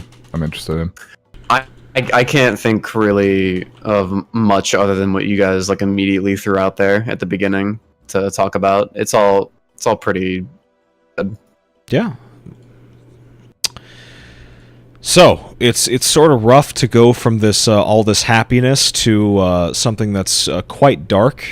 It's not called Shadow of War because it's based off Shadow of Mordor. It's because of all the shade that is being thrown at the game from de nouveau hackers, memers, and people throwing money at loot boxes. Shadow of War gets its own section this week because some shit's going down. So I can't read. What's the first one? The cheat engine. Oh, so okay. Bash, real quick. Can you do me a favor? Yeah. Can you take the GIF that Pokey posted and put it over the Cool Ranch? Where Since we're switching topics, can we switch images? Sure, bud. I got you. Thanks. I really wish Discord would let you set up your own like I have no cam image, so that way every time cam happens, you'd have like a custom image. I guess the best you could do, you could screen share and put the screen over a image that you have. You could screen share. But then you see all my porn. No. You see how much of the dark web I've been accessing. I'm in the dark web right now. Oh, Titus, no. Titus, Blitzball. Titus is in the dark web. God, I can't wait for X3 to come out and they make 2.5 canon. It's gonna be really good. Titus is gonna have like the fucking scar like across his neck as if they got it transplanted back on. Yeah. He's just gonna have like the biggest wet spot on his dick from how hard was fucking his corpse. It'd be a really good time. Oh, that's right. She fucks the corpse. Yeah, to bring him back. It's really good. It's really good. In any case, Oh, where do we want to start? Sorry, you were looking up stuff about Denuvo. Yeah, so okay, hit me with a Pokey. You wanted to transition into Cheat Engine because you're right. So in the same way that all Kingdom Hearts speedrunners are actually cheaters, everybody who has a high amount of Myron in Shadow of War, they say it's Mirren. I know the real way to pronounce that word. That's Myron. It is Myron. It is Myron. They access it through Cheat Engine. So I'm not surprised that this works this way, but I sort of am, because I think back to League, and it, like, when I think of in-game currency that gets you shit, I don't think of a way to, like, cheat it into my account. But through Cheat Engine tables, you can actually go in to the Matrix, tell Morpheus to download you more money, and you just get shit tons of money in Shadow of Mordor. It's fucking wacky. And you can do it for free right now. Just buy the game and then turn your fucking computer into a Myron faucet. Mm-hmm. It's beautiful. It's like Bitcoin farming, but for Myron. But for something that isn't worth anything. Yeah, for a game that's shit, with shit things inside of it or shit. So yeah, fucking... This happens so quick. This Myron... Like, happens. All happens of this... Just... Everything you're seeing here is within the past 7 days. The game came out on the 10th. This happened. Yeah. This was signal boosted 2 days ago. It might have been happening, or no, I'm sorry. It was signal boosted yesterday. It might have been happening even earlier than that. I mean, we wouldn't be surprised because we'll come up to another topic involving that. But yeah, so Myron is the currency you use in the game in order to buy these loot boxes. As noted, you can use a straight up cheat engine to accrue as much as you want, put it all in your pockets and pick it up, rather than have to dish out real money to pick up loads of Myron to then use for purchasing more loot boxes. So that way, loads of Myron. you can actually buy, okay, so like there's that topic that came up recently, like I can only get to the ending by having some badass legendary orcs.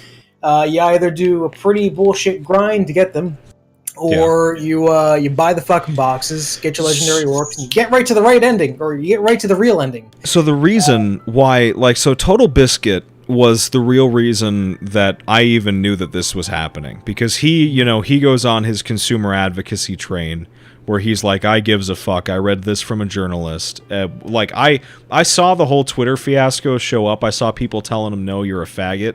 I just, nobody here actually gave enough of a fuck to investigate to see, who was actually right in that exchange until today. So, Pokey, was John Total Biscuit Bane in the right?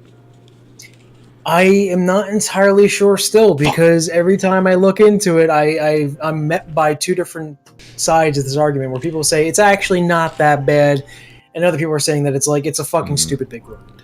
There are people that have straight up said that they've had to do so many side quests to get the main quest done, just so that they could accrue the legendary orcs, that they not only felt it wasn't worth it, and then confirmed their bias that it wasn't worth it by the time they actually reached it, but they also began to feel like it cheapened the experience, and they no longer felt like they were playing the game for the story. They kind of felt like they were just playing sort of like a mini farming simulator. That's how repetitive it became for some people. Huh. So I guess it's really based on your personal preference for how much you enjoy grinding. In a game like that, I find zero fun in grind. I'm a old school WoW boy, vanilla and BC for life. I actually really enjoy the grind there. I even enjoyed some of the daily grind in Wrath of the Lich King. But that is a entirely different experience than a single-player-ass game where you're trying to get some single-player-ass things done for your single-player-ass time and your single-player-ass patience. I would probably have found that entire situation on my own end to be entirely reprehensible. So, yeah. Anyway, the fun part about this is that when this was brought up on, I think it was NeoGAF, where they were trying to debate the ethics of using a cheat engine to produce money in the game so that way you can purchase loot boxes, so that way you can fast track yourself to getting to the last mission by having the appropriate amount of legendary orcs. And all I gotta say is, you're going to debate the ethics of that, but not debate the ethics of them making the grind arduous for you to make it, to encourage you to pull money out of your wallet for a $60 fucking game that you already bought for $60 fucking. That's where you're gonna fucking draw the line. This is where your question of ethics comes from. The fucking cheat engine, not that scumbag tactic. For a $60 single player, narrative focused game. You're not. It's not even like, oh yeah, pay the real money so you can buy some fucking gear so you can impress your stupid fucking friends, like or go do some raids and shit, faster than you would otherwise be able to. It's like, no, I want to see the ending of the game. Kiss my ass, dude. Fuck you. We're completely ignoring the aspect of multiplayer too in this game, because there is multiplayer like defense, like tower defense or some sort of shit. Oh hell yeah! And it is something where your legendary orcs from your single player game are in there. If they die there, they're dead. Then why play it? What is the? Wait. I don't even know if it's optional. That's the thing. Stop. This is your FOB. So if I get a legendary orc and it dies in the multiplayer, it's gone everywhere. Yes. It is dead. Why would you play this?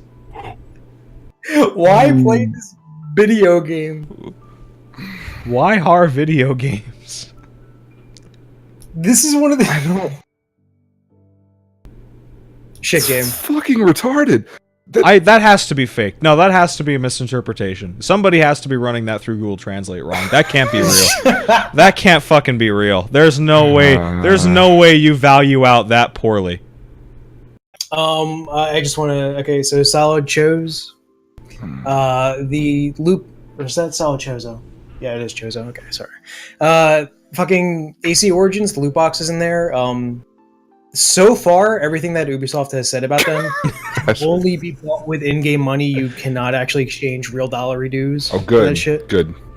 Yeah, so the loot boxes in AC Origins are just sort of like in its own controlled economy. I better not have to grind my ass. I have shit to do.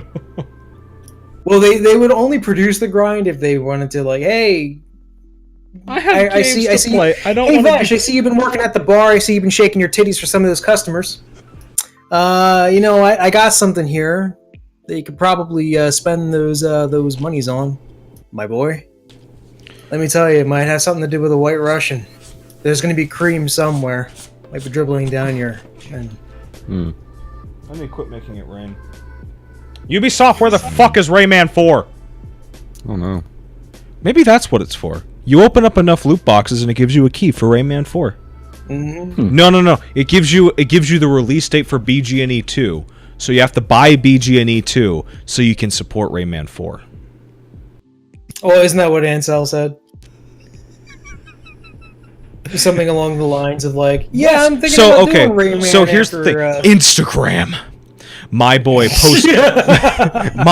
posts a picture, like a statue of Rayman doing one of these. He's looking around a thing like, whoa, I don't have arms. Like, and it looks sick. It actually looks quite nice. And he's like, oh man, it sort of sucks what happened to Rayman, right guys? After I work on BGNE 2, let's see if we can do something about that. Hint, hint, nudge, nudge. Maybe it's time for his 4th adventure. Mr. Rayman. Wouldn't it be beautiful? But I imagine that if BGNE 2 is not a success, he's going to approach people about Rayman 4 and they're just going to tell him, no. We have rabbits. What would we need that for? I don't want rabbits. I want my childhood back. I know kids like rabbits. I don't like rabbits. I hope they port Legends again, but they put rabbits back in it. No, it's exclusively rabbits. The subtitle is just "This hurts you." My dax. I thought we were friends. Well, we are. Yeah. First the milk and coke. Now this. You hurt me here too. Boy, I grew past that. You evolved to new levels of shittiness. I'm a better person. What are you eating? My girlfriend came out and just dropped a fucking, like, Taco Bell thing on the lap. Is that a BC kit? No, it's good. I don't know. Is it a breakfast item or is it a lunch item? It says beefy nacho on the paper. What's got in it? I mean, it's got your meat and cheese. I mean, I can't. It's good. Does it have tomato in it? Yes. Fuck. I'm not buying does it. No. No. Oh, those are red peppers. Oh. I fucked with it. No, there's no tomato. I fucked with it. It's crispy. Okay, nice. Hand emoji. Beefy nacho griller. I bet it's that. It looks like a griller thing. It's good though. You look like a griller. Thanks, man. Thanks, bud. So yeah, Rayman. We were on that. So we covered Cheat Engine. we covered Cheat Engine. I wanted to, if it was okay, I wanted to like, because I like totally agree with what you guys said about like the whole Cheat Engine thing in Shadow of War, but like I wanted to just like bring up just like a random like thought experiment, I guess, or whatever, just like random question. I'm listening, BB.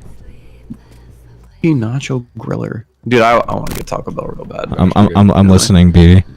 Do I need to hold this up to the camera like really closely so you can match? What is Asa? What is Asa so that they can zoom in real close? I can't zoom in with my fucking driver's. I'm pissed. Ooh. Do you get the texture? Is this in 4K? Yeah. I'm not looking at that. Looking away. Anyway. Oh, it's still there. It's great. The thought experiment. Okay, so from what I remember, Final Fantasy X-2, like it's retarded getting actual genuine 100% in that game. Like the amount of missable content and missable percentage thing, like literally to like a decimal point. It's just like so stupid. But there is a true ending at the end of all of that bullshit. Is the difference here between like a monotonous grind for loot boxes to get to the bonus ending of a game, like is it because of like the fact that you have to like pay for these loot boxes, like supposed to pay for them? I'll tell you this, like, I mean, because you're right, it's a bonus it's a bonus ending, like it's something that adds to the end of what you already find, and you know you get that extra content. But as you also stated, like, you know, it's a whole bunch of like side quests, you know, it's a whole bunch of like dialogue that you have to make sure you don't walk away from too soon before like the right line comes out to spark the right trigger for the next, you know, quest that you have to do somewhere else in order to get that 100% completion. Otherwise you fuck yourself over. It's super meticulous and super tedious in how it's handled, but at the same time it's not putting behind bars the actual ending though. Like the grind for getting those legendary orcs in Shadow of War is to access the last, like I think it's like the last chapter or some shit like that, which lets you go do the thing to even access the ending. Like, so you're just trying to access the base ending, and it requires you to like go out of your way to go do all these other side quests that are all extremely repetitive. I mean, because we know how fucking, you know how Shadow of War plays. It's plays like Shadow of Mordor, which plays like the Mad Max Fury Road game, which plays like AC, which plays like Batman Ham Asylum. You know, like this, it's the same thing. That same combat system that holds really no room for fun and experimentation on top of doing the same chores over and over and over again. And I mean, you really have to dig deep into, I guess, wanting to get to know the orcs themselves. Like, you know, like dig into their personalities and go through all that hard work with your homeboys. Dark Lord, Bright Lord. Same thing at the end of the day. Yeah. Exactly. It just, to me, that strikes me as more egregious because, like, the whole, like, you know, we're putting up this grind wall in front of you if you want to be able to get to the ending. But, you know, we give you a fast track through money, through something that you're not even guaranteed to get. So, you know, you might buy these loot boxes, you might not even get what you need. That's another aspect of it. Ugh. I think the random factor is the big thing for me. Mhm. Yeah, I totally 100% agree with you guys. I just wanted to like throw that out there because like I tried to like really rationalize it in my head. Like there are games that do really gay shit before they let you actually see like the final ending. Well, but then it's like I don't even really like that approach either. When I think about it isn't. I don't like either in the first place. Like this is probably why I don't do any sort of plat trophy grind sort of thing, even though a lot of people do. Because plat trophies always lead to like a monotonous bullshit challenge with a bullshit minigame that's always awful. It just shows you like all of the awfulness of the game that you thought you loved, but you have to go through it all just to be like, oh hey, I got the plat trophy for this game. I'm just like, no, it's not. It's never worth it. It's in my mind, it's never worth it. So even back when I thought when we would see like when the achievements started up on 360, I was like, oh, do I get like if I get like 1,000 gamer point, do I get like money? No, all right, I don't care. Do I get like $10? Do I get some? Do I get Arizona iced tea? Can I spin this? No, I can't do it. It's just the number. All right, well, fuck it. I don't care. All right. Well, it's like it's important to stay on the fucking loot boxes topic because well,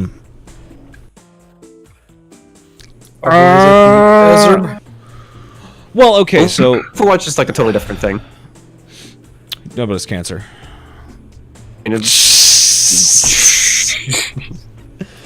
What can I say except you're welcome? What's going on? You really gotta stop hitting my kids with cars. So the fucking loot boxes in Shadow of War, pretty gay. Cheat engine, pretty anti-gay. Hey, if there's a workaround to the bullshit system, you got to use the system. You know what I'm saying? I'm not afraid to admit it. I'd do it. But interestingly, when you're not cheating in Myron, there was an interesting discussion that surrounded this from the desire for loot boxes in games to be something listed by the ESRB. And that right there is an exact representation of what the ESRB said when they said no, it's not gambling. Actually, it's not gambling at all. In fact, it's perfectly fine. What? They said I just don't get that shit. They said ESRB does not consider loot boxes to be gambling. While there's an element of chance in these mechanics, the player is always guaranteed to receive in-game content, even if the player unfortunately receives something they don't want. We think of it as a similar principle to collectible card games. Sometimes you'll open a pack and get a brand new holographic card you've had your eye on for a while, but there are times you'll end up with a pack of cards you already had. Now, I want to emphasize how fucking wrong that is, because particularly for Overwatch, a game that you pay $60 for up front before you even get into the fucking game, some of the shit that you get is in fact not only unwanted, but also cannot be used. So, for instance, if you have a fucking spray tag you didn't want at all to begin with, but hey, now you got it, you can get a duplicate of that in another loot box. You can't use a second version of that fucking spray tag. That doesn't do anything. As opposed to, say, a card game, if you get a duplicate of a card, you can put it in your deck. It's something that you can utilize. It adds up. Well, not even that, but this is... So as far as like the element of gambling is concerned, there's a very interesting thing that was going on with Counter-Strike Global Offensive and like TF2 loot boxes and shit like that a while ago, where there was actual market like dollar value assigned to a lot of these items. And even if it's not for something like for League of Legends where you can't do skin trading, you can still sell your account. Mm-hmm. And the value of the items that you do have in your account contribute to the overall price value of your account.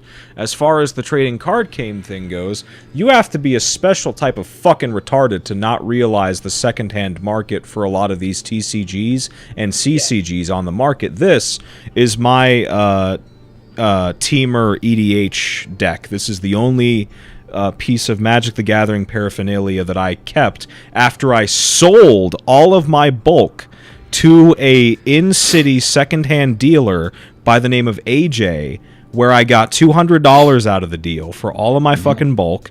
Keeps this alone, if I were to piece this all out, bearing in mind this is all singleton, if I were to piece this all out and sell it, which all of this shit had to be acquired either, like, excluding special edition versions of cards which came in specially marked decks, all of this shit had to be acquired randomly through packs and then traded after the fact. The total market value of this deck in my hand right now is probably somewhere between $300 and $500, depending on how you value foreigns or foils. The element of randomness in terms of gambling can lead you to having items that are worth an exorbitant amount of money. So throwing around the TCG comparison really does not help you much in any way. And whilst, yes, you do get something out of it necessarily, that completely ignores the entire, like, Skinner box system that goes in with all of this, where opening up loot boxes is, like, artistically, like, animated, and there's sound effects generated for it. They're, like, meant to make it look fucking sick when you open that shit. Yeah, it's all about stimulating your senses. It's supposed to be provocative. Like, it's supposed to be like, oh, look at that fucking loot crate just burst. It's just guys. It's phone games, cookie clicker. It's dropping a big load of bullshit. Although I don't think anybody's actually going to be selling the Shadow of War accounts. To be fair, I hope not. I hope nobody sells shit. I'm sure some will. They'll try. Probably won't sell, but you'll have a handful of people thinking that others give a shit. When we touch on the card game thing real quick, it goes beyond just having, you get a duplicate card or whatever. You collect a bunch of different cards and you can sell them. I mean, if you're actually into the game, if you're communicating with a bunch of people who want specific cards or want to trade or whatever, if that's of value to you, then obviously that's of value. So you can get there's a fuckload of things you can do with it. Well, we were talking about this. I don't understand why they would pull that kind of comparison. We are talking. Honestly, did not think about it. We were talking about this exact system either 1 or 2 weeks ago when I talked about my time with the TF2 loot box system, where there was actual market value based around crates and scrap bankers and all that shit, where you could turn, like, just time with the game into just straight out money, where, like, the shit you would open from the crates could give you boxes that when you opened them you could get hats. And if you got something like a burning team captain that went for like several $1,000s, like actual fucking dollary dues here we're talking, that's a really fucking rough comparison. And, like, just saying blanket outright, like, if you don't want to, like, prescribe that sort of approach to a game like Shadow of War, that's one thing. But I think that the ESRB rating accounting for shit like this for games like CSGO, TF2, Overwatch, League of Legends, like, that needs to be a serious conversation, because this is a thing where people are bringing in these external market sources to people that might not necessarily be ready for that type of responsibility, for that type of situation. Right. Yeah, it's like their answer is so hand-wavy, which is completely ignoring the other part of the argument. You got card games, you got card games, the same shit. Well, exactly. Like, it's not, though.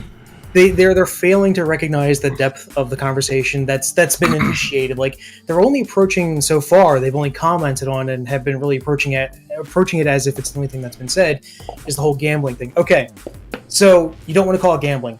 You want to split hairs and try to find a way out of it, so that way you don't have to define it as gambling in your own view. Okay, that's fine. But can you actually sit here and deny the predatory nature of loot boxes, of the way how this shit is built to draw money out of your fucking wallet? It's just, the entire notion is you're buying power, or you're buying skins, or you're buying a collection, and they will transform the experience in a way to encourage you to spend that money. They'll either draw something out to a long length, or they will make something very savory, and what they'll give you up front is just not what you're getting in comparison to what you could get. Shit, I mean, the like fucking aesthetics. Honestly, people like to go on. The one thing I hear prattled on fucking endlessly is like, I'm really okay with things as long as it's cosmetic, because it doesn't transform the gameplay. On a mechanical level, you are absolutely correct. Aesthetics don't change the gameplay, but no one likes seeing the same repetitious stuff, especially when envy kicks in and you start seeing other people with like good ass skins. You know, that's still predatory. You want to look good while you're doing something. No one wants to look like a fucking dope. And again, I brought this up before in the past, eye fatigue. Fucking everyone gets tired of seeing the same model that they've been playing as doing the same shit over and over again. Devil May Cry 4. Exactly! This is why I've been fucking like begging for alternative outfits in Devil May Cry. I'm glad that DMC4 brought in alternative outfits eventually down the line. They're not great. I mean, except for Nero's. Nero's fucking alt outfits. Wonderful. Scarf Boy. Yeah, exactly. But like, I mean, like DMC1 and DMC, even DMC2, shit game as it is, and DMC3, all these games have all these fucking alternative outfits. They help bring me back into the game constantly because I don't have to see the same skin on Dante all the fucking time. So I honestly, it is a big draw to someone like me. It brings out more replayability for someone such as myself to be able to alter my skin. It becomes more than just a cosmetic thing. It does become my draw to the mechanics because I want to keep up with it now. So there is a predatory nature involved with loot boxes. No matter what the fuck they're giving you, at the end of the day, no matter how you want to argue if it's gambling or not, it is something that's trying to pry on people, especially those with an addictive personality. Yeah. It just can't be denied. But yeah, that's my sport on that. I think that shit's fucking like, it's dumb. Dumb as fuck. I'm honestly blown away that they fucking just were like, no, dude, it's cool. Don't even worry about it, man. Don't be gay, dude.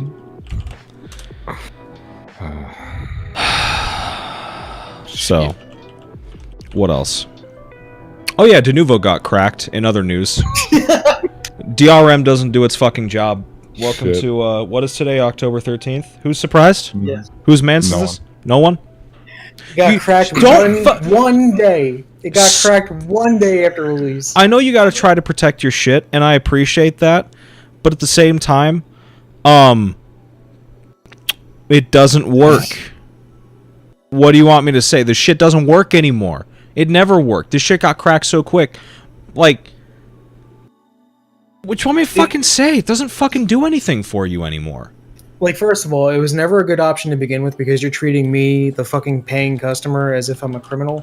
I want to own your game because I want to own it for myself. I want to give you money. I want to support you, but I want it to be mine. Yeah. I don't want it to be subject to your fucking whims. But, yeah. On top of that, like, I have no sympathy for any argument for DRM, and Denuvo especially, which started off as one of the most egregious and aggressive forms of DRM in recent history. Not in all history, because Star Force was worse than Denuvo. Star Force was actively killing computers and like opening up giant fucking backdoors for hackers. Denuvo never got that bad. But yeah, anyway, fucking... Yeah, not yet. Nah, I think we're on, what, Denuvo 3 or some shit? I can't even remember. But yeah, no, it doesn't work.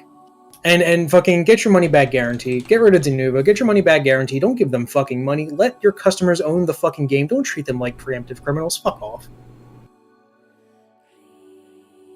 I think this might be a world record, actually. I think fucking why does I Denuvo cracking? I definitely think there was something that got broken before one day, like sub 1. I remember there was talks of Evil Within 2 got cracked prior, which is why it released without Denuvo. I don't know if that's true. I just know that it released without Denuvo, but there was like this weird fear going on, like just a couple days ahead of time, like this thing's got Denuvo, and then suddenly there's no Denuvo. So I'm not sure what was going on with that. All right, let me see. With Denuvo crack games, well, Jack would know. He does go on Reddit. That fucker. This big old list on Reddit with Denuvo. Yeah. Well, yeah. I think it's called R Cracked or something. R Piracy. Crack wash. That's Love that name. It's a pretty good name. Love the crack watch. I live for it. Why the fuck can't I find this card? I'm trying to price my fucking deck right now, so just bear with me. So yeah, fucking De Novo cracked, loot boxes are gay, cheating. God bless. And with that, folks, why did nobody told me that I fucking, well, I couldn't see, I definitely stretched out the sword. Oh yeah, look at that, I got fatter. Gained a little bit of weight. Became a buster sword. I guess one other thing to mention, MVCI is getting patched, fixing bugs. Oh, is it? Yeah, they I linked the patch notes, but the fucking projectile throws like web ball. Yeah. And something with Frank West.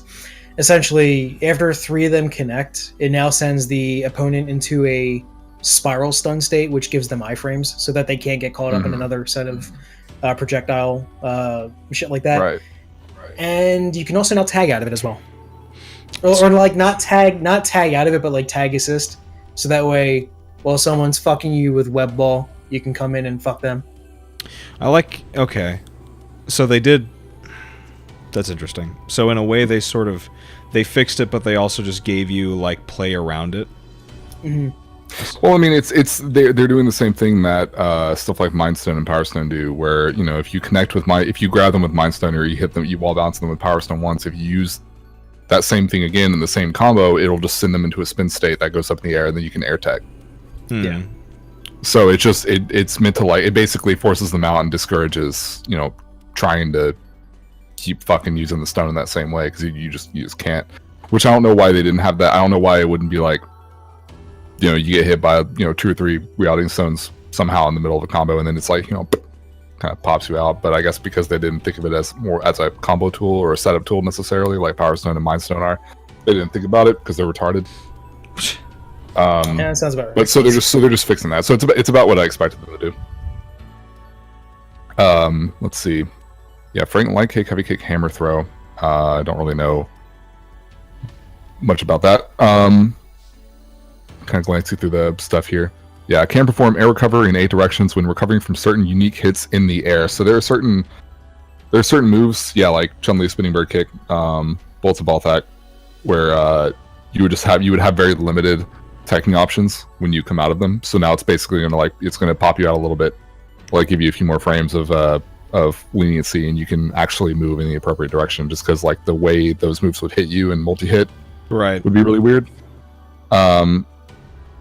Fixed a bug that made it impossible to block during the last frame of crouching block recovery. I think I heard about that being a minor thing, it's a major thing, but it's something that wouldn't happen that often. Some about connection errors, don't care. Increased throw invincibility during air recovery from 3 frames to 5. That's actually good. Just gives a couple more frames to see it, because a lot of the throw and grab setups that people can do after an air attack happens so fast. So that might be good for some people.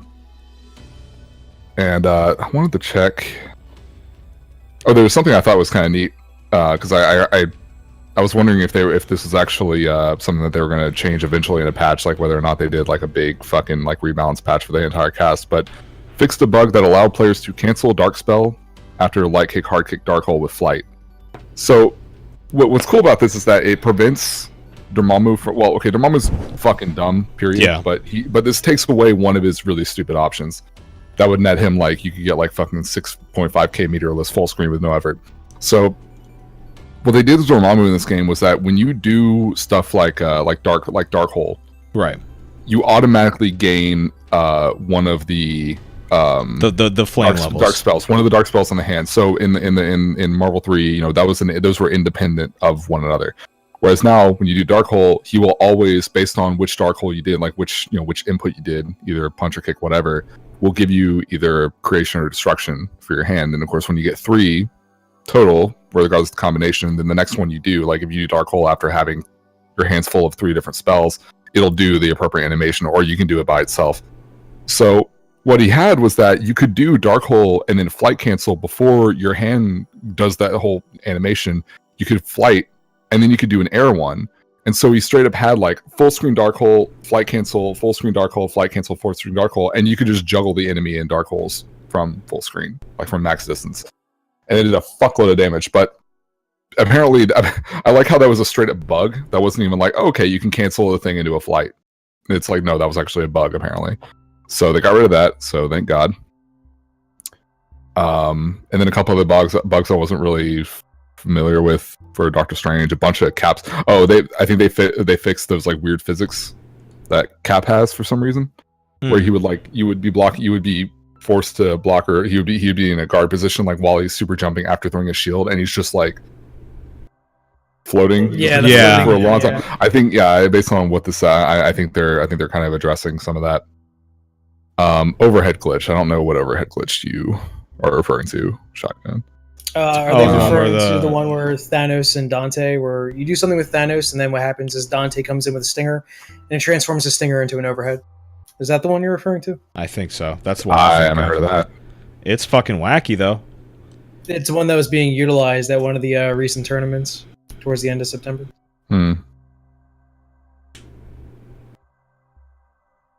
Yeah, it's that one. So obviously we have a bunch of general things which are good. Nothing about the HSD. If anyone is kind of unfamiliar, so there's a thing currently that's kind of, it's really bad. It's called HSD, or hit stun deterioration glitch, where it's funny because we're sort of seeing a repeat of the very beginning of Marvel 3 with the DHC glitch, the delayed hyper combo glitch, in which if you did a certain combo, for example, say you comboed with Sentinel, right, and you would you would do like super into, or you would do a combo into Rocket Punch OTG into the super, where like the fucking things come flying from one side of the screen to the other, and the drones. And if you immediately cancel that into a different super, if you did another hyper combo, the character would not like just fall naturally into the super. They would actually go into this like super long spiral state, and it would completely reset damage scaling. And so people could just like go these super fucking easy one-hit kills, and a lot of characters could do it. But they got rid of that with Ultimate. It never got patched, but the Ultimate version came out 9 months later, and then they came out with that. So HSD is a bit different, where it has something to do with the way their weird sort of infinite protection system works, which is not nearly as efficient as like the one in Squirrels is. It's based on like certain. If anyone's familiar with like Desk, he does like a lot of really cool like combo videos and all that stuff. He's an execution machine. He has like 5 or 6 videos now trying to figure out how the fuck this system works, because it's really inconsistent with one another. But it has something to do with how many hits are being done. It's a basic. It has to do with how many hits are being done, like how many light hits are being done. Like after 20, it's gonna fuck the layout. But after like 20 or so hits, like characters will automatically pop out and all this other stuff. But it's like when you, if I remember it right, because people explain it a little bit differently each time.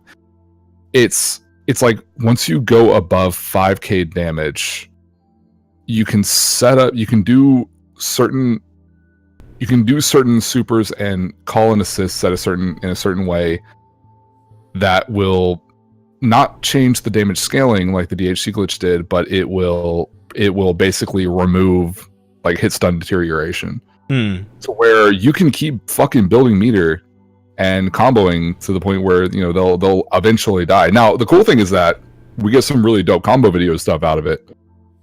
Bad thing is that it's and it does require a lot of execution, obviously, but it is a one touch. It doesn't mean that like you have a one touch, and a lot of characters can do this. Again, I apologize, I don't have like as good of an explanation of it. It's really weird. A lot of people are still trying to figure out exactly how it works. It's not quite as like cut and dry as like DHC glitching was. But there's nothing about it in this patch, which I guess it's pretty new still, so I'm not super surprised. But I'm a little curious about how quickly they're going to try to rectify this, because a big point of a lot of the design of this game and lowering damage and increasing like making scaling hit really hard very quickly was to enforce a more and having stuff like combo breakers and that sort of thing, or pseudo combo breakers, was to discourage or an outright remove the like one touch kills, unless you're unless it's like on Zero, who doesn't have as much health, and you're using like max bar as well as like your free level 3 from like a stone activation. You know, those kind of combos. Yeah, okay, I can understand that. But this is we're potentially going back to one touch, so that's not good. So yeah, but again, at least there's something you can break it. You can spin 2 bars because you're gonna build. Because the thing is that you would build a lot of bars well as they would as you're being comboed. Like think about the amount of times like you've seen like a TAC infinite in Marvel 3, right? Someone's doing a TAC infinite. If you had the ability to just spin a couple bars and get out, but and you do in this case. But obviously, if you have one character left and they come in, it's say first character gets bodied, that second character never came out. He has full health. If you get touched once, it's like let's see if you can execute it. Yeah, so we'll see where this goes. I don't think it's as like DHC glitching was fucking gay, but I at least this has some pros to it, like combo potential and that sort of thing. I think it's fun in that sense. And it again, it's a lot of execution or whatever, but I do think that it still kind of goes against the philosophy of the game design that they were going for, and I would rather have it taken out. But I'm gonna enjoy it in the meantime. Certainly, I think it's funny. But yeah, it's that. All right. Now I think it's time for us to go back to the old layout so we can see back. So we can see what fucking Asa joining has done. Oh, Pokey's taking up center stage for me. BB's taking center for mine. That's interesting. It's different for the both of us. Always BB, yeah. I'm top left. You're bottom right. Ace top right. Pokey's middle. A strange priority. Well, in either case, that's pretty much all the news for this week, which means we might get out of here early if we can get through these viewer questions with haste and gusto. What's with the tears? So, our first question, and probably a pretty good one. Can I stop? Look at this beautiful shot that you got BB in. Like, look at this. Look at those eyes. Look at that thinking emoji, dude. He's just approaching. It's the boy band profile shot. This man's getting his headshots for fucking an acting class, and he's just goddamn. It's looking good, dude. I'd fuck it. It's like someone just told him he can't. Someone just told him he can't have his puppy. Aw, he's gone. In any case, so our first question, I don't know who, I need to check who this comes from. But it's, what inspired you to become a content creator, and what motivates you to keep pushing content out, and what have you gained since you started? Well, I guess I'll go first on that So one. I guess for me, I would just say definitely the money. It's always been all about the money since the start. But actually, you also have to move the text because they still left. Just letting you know. I know. I just gotta like fucking grip it. There you go. Grip it. I gotcha. Firmly grasp it. Firmly grasp. Actually, you have that question written out, like. Yeah, it's on the doc. All right, I'm gonna grab the doc really quick. Firmly grasp it. I'm gonna grip it. Oh, it's from Jack MB. Ah, I see. What inspired? What motivated? What have you gained? Yeah. Well, I can tell you straight up, the fucking first inspiration for me to even start doing shit was actually watching Main Event. Main Event he was going in hard on what? Main Event TV, aka Me TV. Yes, exactly. Actually, yeah. Watching Main Event go on about the covering like DMC shit prior to it coming out, because he would like take all the articles and just start like skimming through them one by one. Like, let me tell you how much this pisses me off. It'd just be really good. Yeah. I love hearing him rant on about it.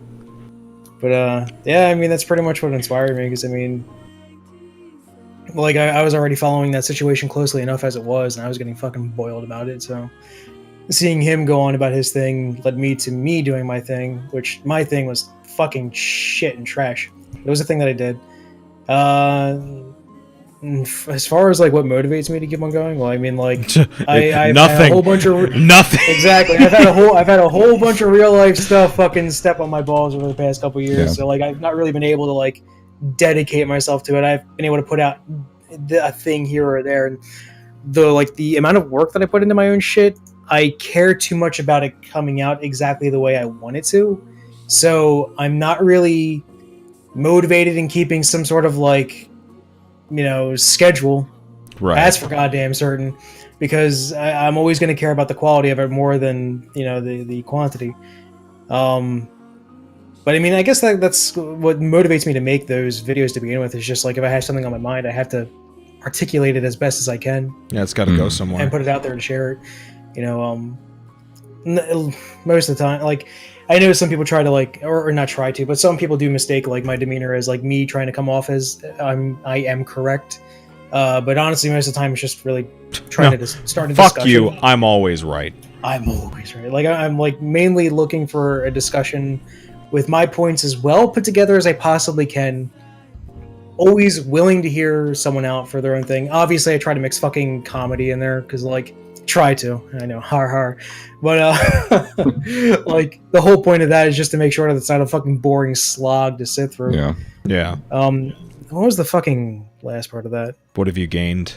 What have I gained? I mean, I just honestly the one thing that I've really gained from it is I've been able to connect with peers that I respect immensely, and also I fucking. Like, I don't like to use the word fan, but I really adore the audience. That's one of the things I really like about it. I hate fan, because, fan means, like, fucking fanatic. Like, so crazy. Yeah. Right, Scum, I love you. But, yeah, like, I love just, like, talking or, like, sharing my thoughts with the audience, and then, like, the audience sharing their thoughts back with me on fucking Twitter and shit like that. And that's pretty much that. So my Dax. Yeah. I would say what gave me the first inclination that I wanted to do something similar was actually you, Vash. Because I remember, because I never really my only real exposure, or the only times I've ever really gone out of my way to watch any any kind of analytical content as opposed to just random shit. It was always basically just retrospectives or reviews and that sort of thing. And like I like stuff like Johnny's stuff, which is it's all pretty straightforward. Yeah. Or it'd be stuff like years back I would see, and I never got into stuff like Nostalgia Critic and all that stuff, but that was probably for the best. Yeah. That's what that was. And so it was a lot of that. The most I had seen in a while, I think, like when Aaron Egoraptor, when he put out the sequelitis thing, which was a little bit different. I was like, that's neat, but it was never, it wasn't like, oh, I want more of that. It was just, oh, this is a cool thing to talk about for a bit, moving on. And then I can't remember exactly how.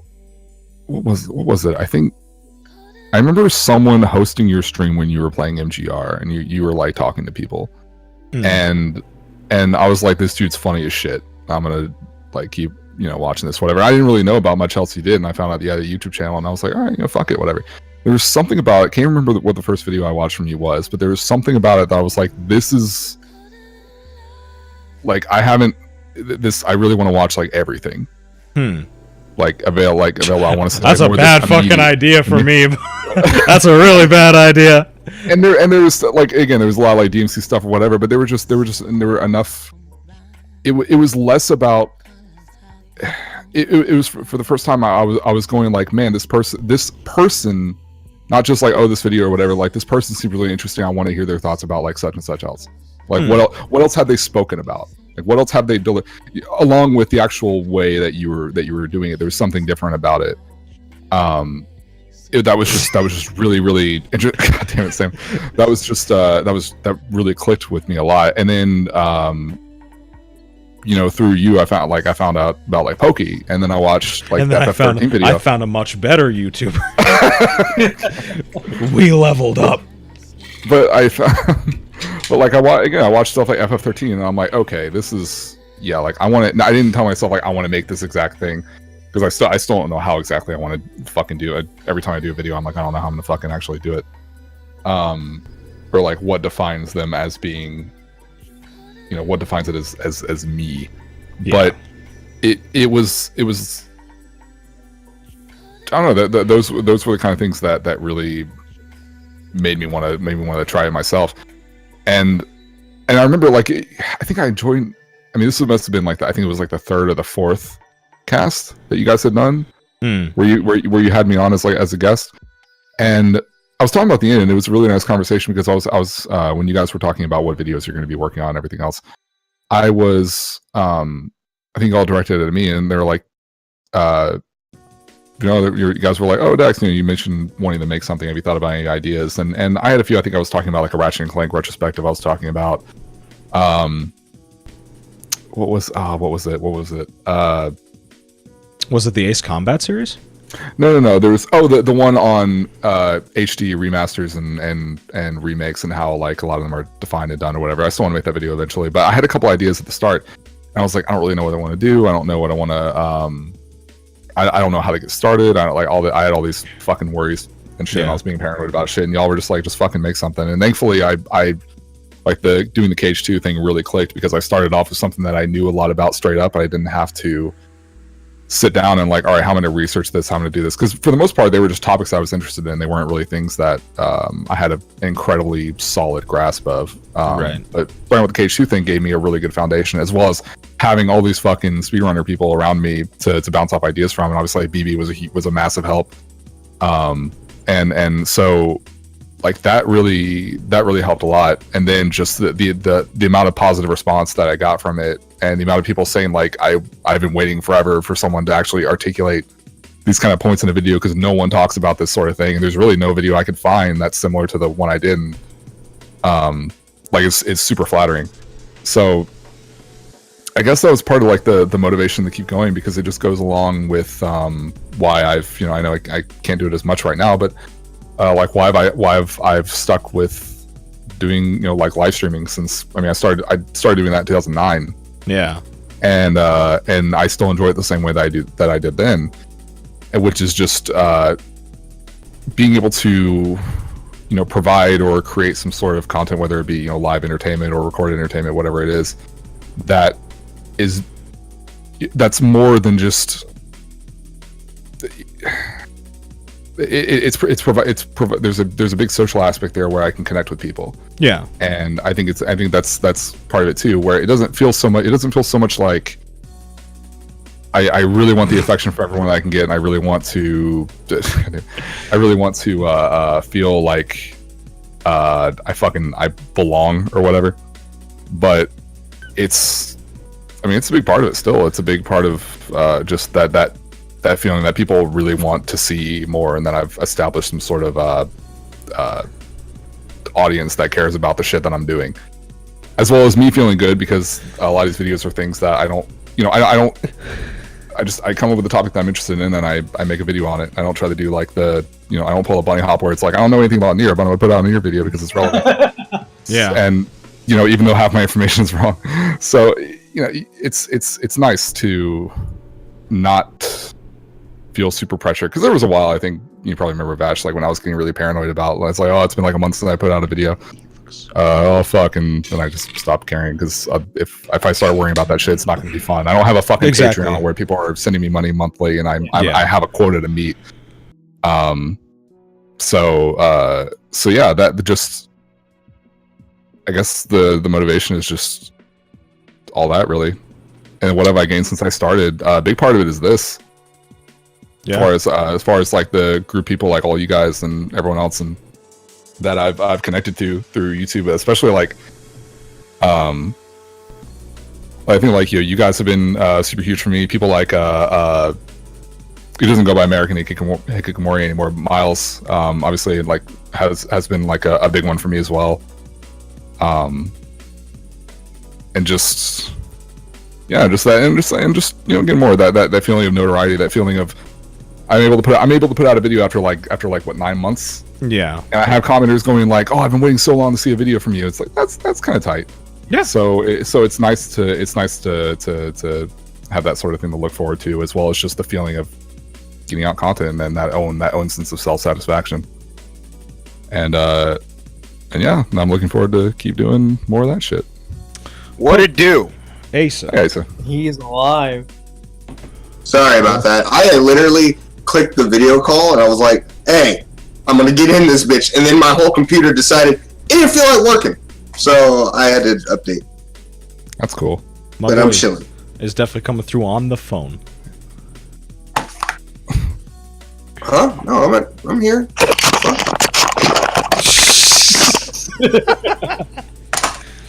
Oh god. Good. Holy shit. I'm just waiting for You say something? I'm waiting for Ian to come in. There it is.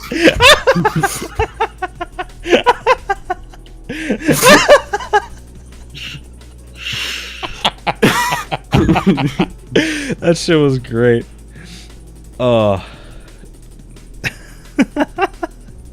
Anyway, fucking I'm not sure if this really applies to Asa, because my boy does not make videos. He does stream though. I do stream. I don't even know the question. Why'd you start streaming, my guy? And why do you keep doing it? Yeah, why? I wanted to speedrun Kingdom Hearts. That's what I wanted to do. This layout is cash nasty. This 6x6 shit is where it's at, motherfucker. Learn it. 2x3. Shut up, bitch.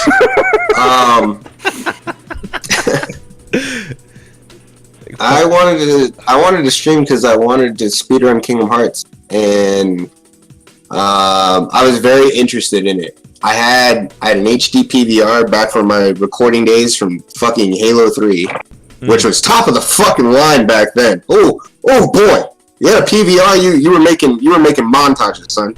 Oh hell yeah. And then I don't know. I started streaming a lot.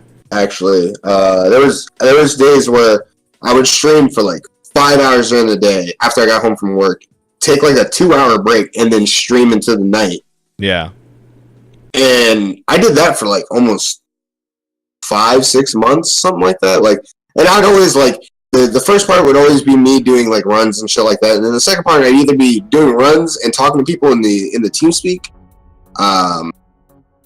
or just doing fuck all whatever, like of random games. And that went on for a long time, actually, like 5-6 months, 7 months actually. And then out of like, and my viewer count was actually getting good and shit like that. I was like, oh, this is gonna be fucking cool. And then this shit happens in the hood, you know what I'm saying? And all of a sudden, I stopped streaming, and it was fucking terrible. Like, I spent like a year, like barely, like streaming maybe once a month. And it's kind of hard to go back into it. I don't know. I really wanted to stream just because I wanted to do Kingdom Hearts speedrunning and shit like that. I enjoyed it. I really do. But then I lost like a lot of not a lot of motivation, because what happened was it was pretty interesting, because I saw my viewer count going up. People were genuinely like interested to watch me, which I thought was fucking awesome, super cool. And then I stopped streaming, and all those guys like Zetris had just become like a runner, and I watched like my numbers go shift over to him, which I'm happy for Zetris. I'm happy Zetris got a bunch of like people to watch him, because he was like pulling streams with like 200 people just doing runs and shit, and that was fucking awesome. I was happy to see that. But it was also shitty on my end, because I was underneath. It wasn't so much anxiety, it was other stupid fucking reasons I wasn't streaming, and I would just see this and just kind of be pissed off. And then after I got rid of my problem, I started streaming again. Like I said I was gonna do, like, you know, like avid schedule stuff, like, and start doing runs again. And then I realized I fucking hate doing speedruns. It's just not fun, so I just started doing then I fighting games a lot realized more. Core was gay. You need to relax, all right? First of all, hey, Core is cool. You need to relax. I'm putting money on you for this money match in GDQ. Okay, that's your own fucking fault. Anyways, I better win, B. And then I started streaming fighting games. I'm actually getting like a lot more viewers doing fighting games than and like I've streamed a lot less than I did when I was speedrunning and shit like that, and I'm getting a lot more viewers because people are just genuinely like how I react to a lot of shit, because a lot of fucking stupid shit happens in Tekken. I mean, hey. And it's fun to do, and I've always enjoyed it. Now that I'm seeing like my numbers go up, I'm like, I don't know about you guys. I fucking hate streaming to a dead fucking chat. Holy shit. Oh, it's terrible. It's the worst. Oh my fucking god. I feel like I'm talking to my fucking self. I hate it. So you gotta have people. I've decided that I was gonna start streaming a lot more so I can get more people to come in more regularly. But Tekken is very finicky. You have to pick your time right, because Eris runs the show in the Tekken meeting. Then you got Rip, and then you got a few other streamers like Anakin and shit like that. But it's if you and the people that watch Tekken only fucking watch Tekken. So if you get a time where one of them's on, you might get one person, one or two people that'll come in your chat, and I'm happy for those people that decide to come in there. But other than that, you're preaching the goddamn choir. You're talking to goddamn nobody, really. So, and especially if they're just lurkers, then it's like, all right, well, I guess I'm just going to be talking for you guys. Have fun. Are you filing your nails? Me? Yeah. What? No, I'm scratching my mouse pad. Oh. Sorry. No, you're good. I'm trying to figure out what it could possibly have been. No. I apologize. I don't know. I have a lot of fun with it. It's really fun to stream fighting games now. Like I don't feel like before. I felt a little obligated to stream Kingdom Hearts. I felt like that was my only audience at the time. That was the only thing people wanted to see. Even if I turned on another fucking game, that's how it is. It's kind of like that right now, because Tekken people, like I said, only watch Tekken. So anything else, it's real hard to get them to sit on down and tune into a good old Drinking Guard 3 stream. So yeah, you work out those problems, and it's all about building an audience. And I'm having a lot of fun doing it again, opposed to when I first started. So I think what's nice is when if you can keep it up over time, like that. Even though I barely had time to stream, the last couple times I've done, I've had 20, 30 viewers or so, which is still it's a lot to me. And it's just doing the most random shit. But there are certain games. If I when I was the last time I was grinding Sonic 06, right? Like when I was doing runs or whatever, I did that for like a couple weeks or so. I just wanted to come back to it for a bit. I was getting like 50 or 60 on average. Yeah, because I have a lot of Sonic people who know who I am, and they really enjoy watching me, but they really only watch Sonic related runs or whatever. So they'll jump in a heartbeat if they see me live doing that. And they're cool to talk to. But other than that, there's that's really the only kind of thing that they watch. If I'm doing Kingdom Hearts stuff, I can get similar things that happen. Yeah. But I've been around to all these different fucking little pockets to where even if I'm just doing the most random shit, I'm probably not going to have as less as compared to if I'm doing those kind of games. But I'm going to have some people that are going to be. I'm getting people from everywhere, from all over, just coming in. Right. And you just kind of establish that as a basis to where, like you might. Your go-to game might get a popular streamer, like 800 viewers or whatever, and then I'll see them when they're playing some random shit and they'll have like 100. But to me, still just to have like 100, dedicated viewers to go to is that's a fucking ton. For me. That's a lot, man. I love that. Because you hear a lot of it's like everyone views this kind of differently. I'm not gonna call them out completely, but it is a little funny when I see a top streamer who gets, say it's like they've been streaming a certain game off and on for like a year and a half, and they used to get like 2,000 viewers, every single stream whenever they would do that, and then they cut away and they started doing some other stuff or whatever because they didn't feel like it anymore, and they'll get a couple hundred now, and it's like and they just keep talking about just how it's shitty, or how people like I wish people more dedicated. Fuck and that kind of stuff. that, and it's like you have 200 people that have decided to turn on your fucking stream, dude. If I get 10 people, I'm ecstatic. And if 3 people are talking in the chat, fuck yeah, dude. I got someone to entertain. Right. Hell yeah. If I have 5 people only watching my stream, but all 5 of them are chit chatting with me, then that's great. If I have 20 people and only 5 are talking, it's like, well, hey, at least I'm having a conversation with some people. I'm able to provide some comfy lurk material, because a lot of people lurk in my chats because they find me comfy, and I respect that. And respect the lurk. So like, and there's there. I mean, I know it depends on your outlook, but it's just, I guess to me, just because that's still a big number. I know it's not as big as it was before. Now, obviously, I can understand it if that's like, if streaming is your career. Yeah. Right. If that's your main go-to income, and it's like, fuck, like I need to make me some money because people aren't watching, and I'm not getting as much revenue. I'm not getting as much donations. I've lost a bunch of stuff from like my Patreon, all this stuff, all because I stopped playing this game. It's like, yeah, there are a lot of times where it's like, well, you built up the audience. You better dedicate at least a couple days of the week to playing that game if you want. Sorry, yeah. you're in that position now. I've always wanted to kind of avoid that. At first, I was kind of with it because I was like, yeah, I only want to fucking play Kingdom Hearts. Hell yeah. And then I was like, not going to. I don't fucking only want to play Kingdom Hearts. Jesus fucking Christ. Well, that's why variety streamers are the go-to thing. That's why they're so large, because they built them up more. They straight up say from the beginning, it's like, I could be playing fucking anything. And a lot of times they'll play flavor of the week or flavor of the month kind of shit. Yeah, they'll play your fun. Yeah. They'll play your LOL. They'll play your fucking Roblox or whatever. They'll play whatever, like your H1Z1s, and like whenever there's a big multiplayer beta of a game that's popular out, like when the Friday the 13th game beta was around, like everyone's doing that. Everyone's playing Fortnite right now. But it's all about how they connect with the chat and how they develop the personality. And they're all very, whether or not I enjoy their personality or not, every single time they're all very fucking expressive people that are trying to interact with their chat all the time. Mm-hmm. And that'll attract people and just constantly fucking. What's that? Who was that? Who's that? Was that Brad? Who's who? I saw a hand coming. Are you talking out of your goddamn webcam microphone? First of all, I'm sorry. Hold up. Rewind for a second. Did the nigga talking on a cell phone just clap at me? Yes, I did. No, it shouldn't be. It should be through my. It's definitely through. It's definitely through your microphone right now. It's definitely through your. It's definitely through your webcam. Well, shit. Yeah, that's Brad. Hi, Brad, you bitch. I think mine's coming out of mine too, probably. Oh, are you sitting? Oh yeah, you're not on your phone. You're sitting. Wow. Look at that. Professionalism. Professionalism, boys. Well, Ian. Now that I got you fucking with your shit, I need you to think about this. So why'd you start fucking... Okay.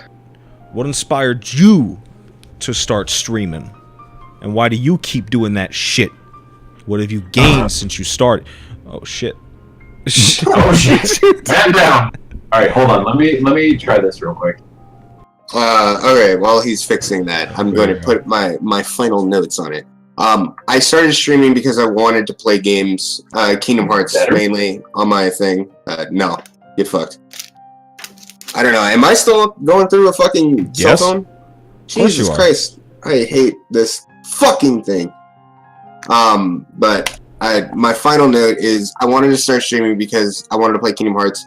I realized I didn't fucking want to play Kingdom Hearts anymore. I want to play fighting games, and that's what I've been doing, and I've been enjoying playing fighting games on streams and stuff like that. I enjoy meeting all the people that are into it, people that are super knowledgeable and shit like that. I don't know. It's fun. It is a lot of fun. All right. Grape Coon. Right. Shout outs to him. So while Ian's working on that shit, let's hit him with an easy one. This is from Chad Last on Twitter, who asks, what is the Dark Souls of fast food? Oh. What is the Dark Souls of fast food? Is that shit I don't want to fucking eat, or is that shit like what is Dark Souls to you? Is it something that started out really good and is gone now, like the beefy potato Rito? Hey, you already know the chicken flatbread from Taco Bell's already gone, all right, buddy? I had never had that before, so I'm assuming that is the goddamn it's the truth. It's the truth. Ian is just stuck in thinking emoji. He's looking. He's looking real hard. He's thinking. What the fuck?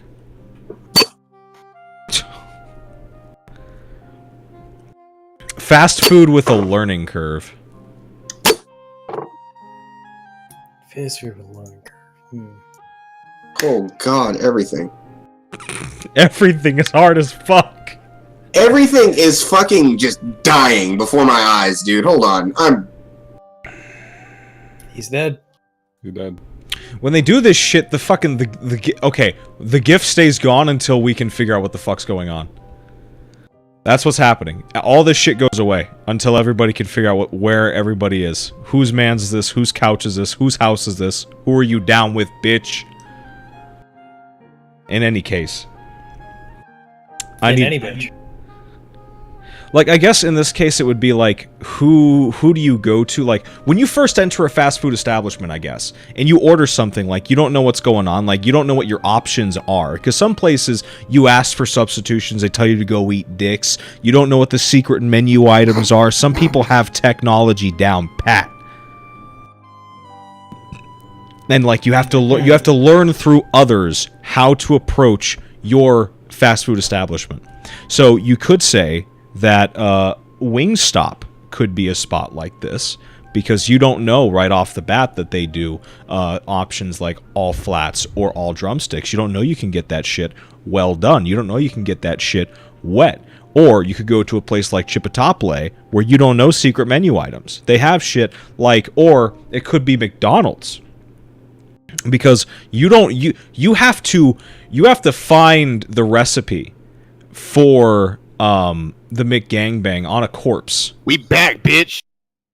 In a cellar. Did anyone's Discord just restart? Definitely not. Okay, mine did. Yeah, I had to switch the default settings. That shit was fucked up. Anyways, go ahead. Well, we're still trying to figure out what the Dark Souls of fast food is. Factor. Nah, and I'm not trying to get cut off on the side of your fucking stream anymore. Fuck that. I'm no meme. All right. I'm no. You will not meme me. Ian, talk real quick. Dicks. Okay, that's better. Oh hell yeah, that's the succulent voice I was looking for. Yeah, I had to fucking disable the mic and plug things into different places and reboot. It was retarded. Yeah. Wacky. Yeah, I love having like $1,000 worth of hardware and having it work some of the time. Oh yeah. So I'm trying to figure out what the fast food of Dark Souls is. The Dark Souls of fast food. The fast food of Dark Souls? Absolutely. Yonoid. Yonoid? That's the fast food of Dark Souls. What is that? Is that some East Coast shit? Yonoid? Or Yonoid? You don't remember like Yonoid? No? Yeah. Never heard of it. I forgot. Yeah. What is this meme? Boy. It's it was an old character during an advertisement phase that was very weird. Yonoid was a... You gotta remember, Ian, you're like 80. Yeah, it was for Domino's? Oh, fuck. No. Damn. Fuck off. It was some old fucking game. Hold on, let me show you this retarded. It was Domino's. Yeah, let me show you this retarded looking motherfucker. You can screen share it now. We have that technology. It's crazy. Mm-hmm. How do I do that? There's like a little button, like in the bottom where it says like activate screen share or some shit. Your entire screen. You just gotta make sure that it's not the porn monitor. That's not working. Mm. In any case, my vote. So I'll teach you. Hit me with it. I'll teach you how to do it. Hold on. Here. I know these. Oh, that. Okay, I got you. I just gotta give it one of these. Oh shit.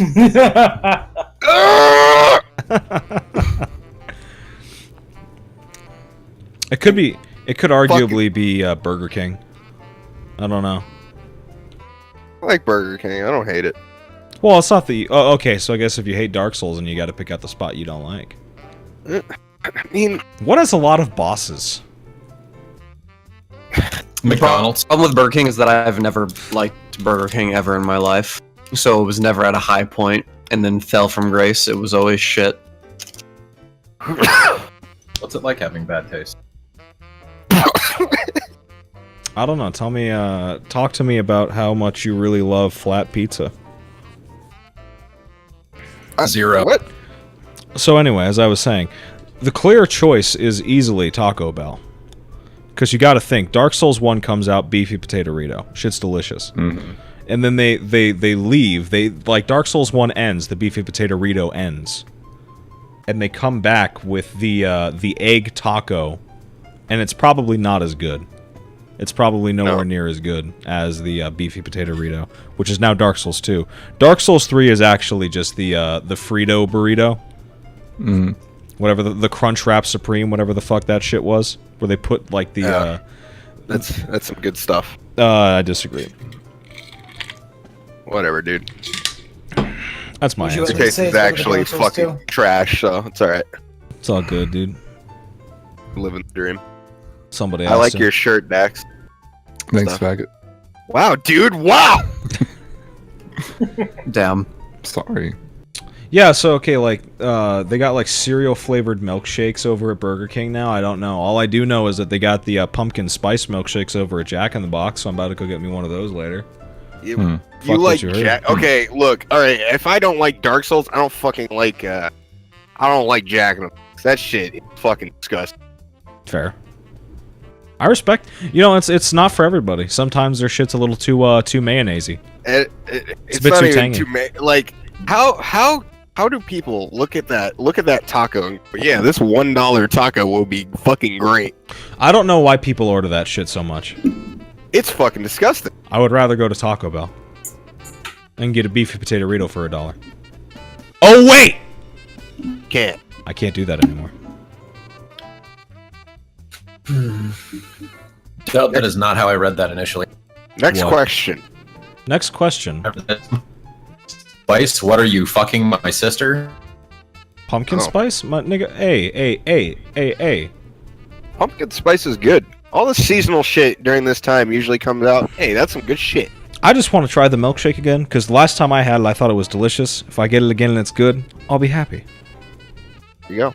There you That's all go. that matters in the world. We're jumping around here because I have shit to do. So, we're not going to do the fucking Kickstarter question. What's everybody's plans for Halloween this year? What does everybody do for Halloween usually? With me, it's pretty basic. Just fucking go sit outside and pass out candy, and or stream. I don't know. I'm probably gonna do. I haven't. Oh no. I haven't done anything really for Halloween. I was like 17. I had for the past forever. Me and my dad, we turn off the lights and bring the dog downstairs and. Hey, don't fucking come to our door. You ain't no one's coming out. You ain't getting no goddamn candy. We have from nothing us. for you. We have nothing for you. Thanks for wasting your damn time. Off to the next house with you. Hey. Shoutouts to the real strat for Halloween, which is just don't buy candy and then get it when it's on clearance the next day. Clearance candy. Clearance candy day. Clearance candy day is a much better holiday than Halloween. Ian's shaking his head because he's denying the strat. What do you do for Halloween? We can go further. What's this? See, you leave the light on. You decorate the place. And you rob children. That's to you. Excellent. Can we Better than instead of robbing the children of their candy, can we just rob the children? Just and then hold them. Give me your iPhone. And then hold them for ransom to get more candy. More candy. Ooh, fuck! You get your kid back when I get. Because then here's the thing: if they bring you their collection of candy, yeah, you get little snippets of all the different like 20, 30, 50 or so fucking houses that they've gathered over the course of a couple of hours that night. Yeah. But if you take the kids, that's like 3 entire bowls. At least just shit of just candy. Score. It's like, call your parents right now. Tell them to shut the light off. They're not giving out any more candy. That's for me. I need 2 bags of Kit Kat bars or you're not going home tonight. Immediately. I only take payments in Kit Kat bars. It sucks to suck. You got Do not give me Whoppers for your kid. I'll have Whoppers. If you give me Whoppers for your fucking kid, you're not getting your kid back. I like Whoppers. I'll take Whoppers. Yeah, I'll take those. Yeah. You're getting a bag. You know, I just thought of a great with your kid idea. in it. For anybody that would love Halloween, yeah. Set up your house like a drive, and as they walk up to the little intercom, hit them with a car. Hi, welcome to my house. How can I help you today? Hi, can I have some candy, please? What kind would you like? Look at the menu, sir. Do you have Kit Kat bars? Definitely have some Kit Kat bars. Look up there. Hell yeah, buddy! Anything else for you, sir? How many Kit Kat bars can I have? That is so shit. Look, buddy, I set up the time to set up this fucking intercom. Windows around the corner. It comes through my house. You better have your manager there, sir. I'm trying to figure out why I can't get more Kit Kat. I am the manager. This is my house. What do you think this is, buddy? A place where I can get more than 3 Kit Kat bars? Come collect your 3 candy bars at the first window. Have a great day. Do you guys have apple juice? Faggot. That's easy, but start calling kids faggots. They won't know what it means. Here's your Whopper, bitch. Just give them all the shit that nobody wants. Oh, so I have a question about Halloween. Were you guys ever graced by getting to the bowl of the lady that, like, you know, put the little note? Only take one. Yes. Oh, and I only took one. I was a respectful kid. I was lawful good. You guys were fucking losers. 100%. I wouldn't scoop the whole bowl. Oh, I fucking would. Thanks for the candy. Hey, I'd take like a medium-sized-ish handful. Nope. That's fair. That's fair. We're tipping that bowl into the bag. Off to the next house. Hopefully they got a bowl too. If I caught up to you on Halloween, you'd have gotten your ass kicked. Ain't no one kicking my ass. I had a skateboard. Your candy taken. People with their so nobody's dressing up. Nobody dresses up anymore. I haven't done anything really for Halloween the last while. I think the last major thing I did was maybe for like 7 years ago or so. I actually made this pretty elaborate Pyramid Head outfit based off the movie version. All I did was really just stand in the yard and fuck with people. Oh yeah. And so combined, I would just like lumber around, and then I would just fucking like start dragging my fucking sword up to him and freak him out. It was funny. I made one kid cry accidentally, but then I started doing a funny dance, and he started laughing in the middle. Aww. Don't cry. Yeah. It was fine. But no, this year my girl wanted to do some stuff, so we're just gonna give out candy, but we're dressing up as Inklings. So I have that's good. Yeah, because we play Splatoon 2 together, and so I have the hats and stuff coming. We have like the shirts and everything. It's a super simple outfit. We don't really need the guns. We don't really need the guns or anything. It's basically just like a shirt and pants. The great thing about it is that you can have get guns.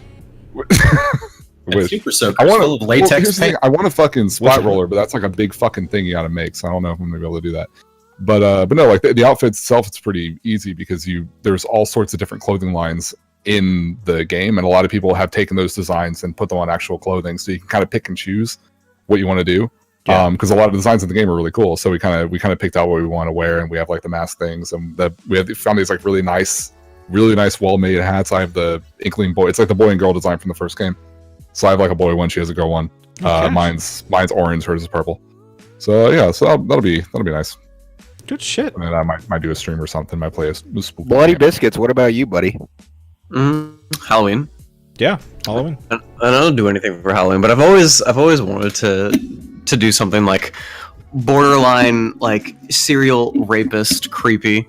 I've always wanted to fucking like. You mean for Halloween or just in general? Yeah. Like what's we need to abduct kids. So what you do is you gotta like open up your garage door. You gotta like. I got one of those. And you gotta get the hole. It's like an escape room, except there's no escape. The garage door. Okay, hold on. He's like, keep an eye on my Pornhub account. You're gonna see shit on there. So step one: open the garage door. All right, and then you gotta get a big bowl of candy. All right, and just put it in the very middle on the floor. All right, and there's got to be like a nice little fluorescent light that just shines down on the bowl, but it's nice and shadowy, literally everywhere else. I've seen Wile E. Coyote. All right, let's go. Okay, go on. I was gonna say. Go on. So when they come inside the garage door, you shut the garage door. All right. Yeah. You get some kids who think they're super fast, and they're gonna try and like duck in. But that's when you come out of the shadows and you pull them by like their collar, and you pull them into the garage. All right, and you hold you take their candy, right? And then you tell them like, hey, give me your parents' number. All right, and then you call their I could talk normally, but I choose to do it like this. You call their parents. You call their parents. Hey, I got your kid. Come pick him up. He doesn't have candy anymore. He's crying. Something. Yo, the mix-up. Something happened. I don't know. He's freaking out. So someone jumped him. I don't know. I got him here for safekeeping. This is really, really good because no kid can resist a garage. No. There are usually bikes and shit in there. Like, it's gonna be awesome. I'm posting up with a mongoose in the middle. Dude, and a Shelby. Then, like, come get this shit. An empty garage? I'm walking in. If I was fucking 12, hey. Hey. You guys see that look at what I can do. Garage? We're going in. Look at the candy bowl, dude. Fucking lit up. I'd go in, dude. Then baby would rape me. Pull him in by a collar. What are the parents gonna do? Come into the garage with them? Good luck trying to rape me, motherfucker. Then you shut the door and you walk up to the parents and you go, give me your parents' number. Give me your parents. Oh no.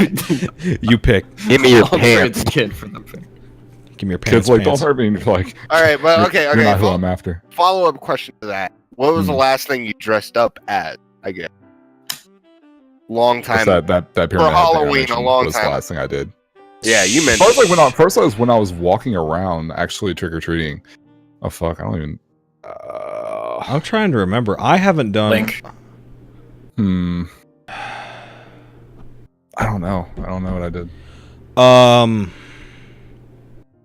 Half of my costumes, as like when I was a little kid, were Star Wars related. I've done fucking like a million things. I remember being really lazy one year. I went as the Heavy from TF2.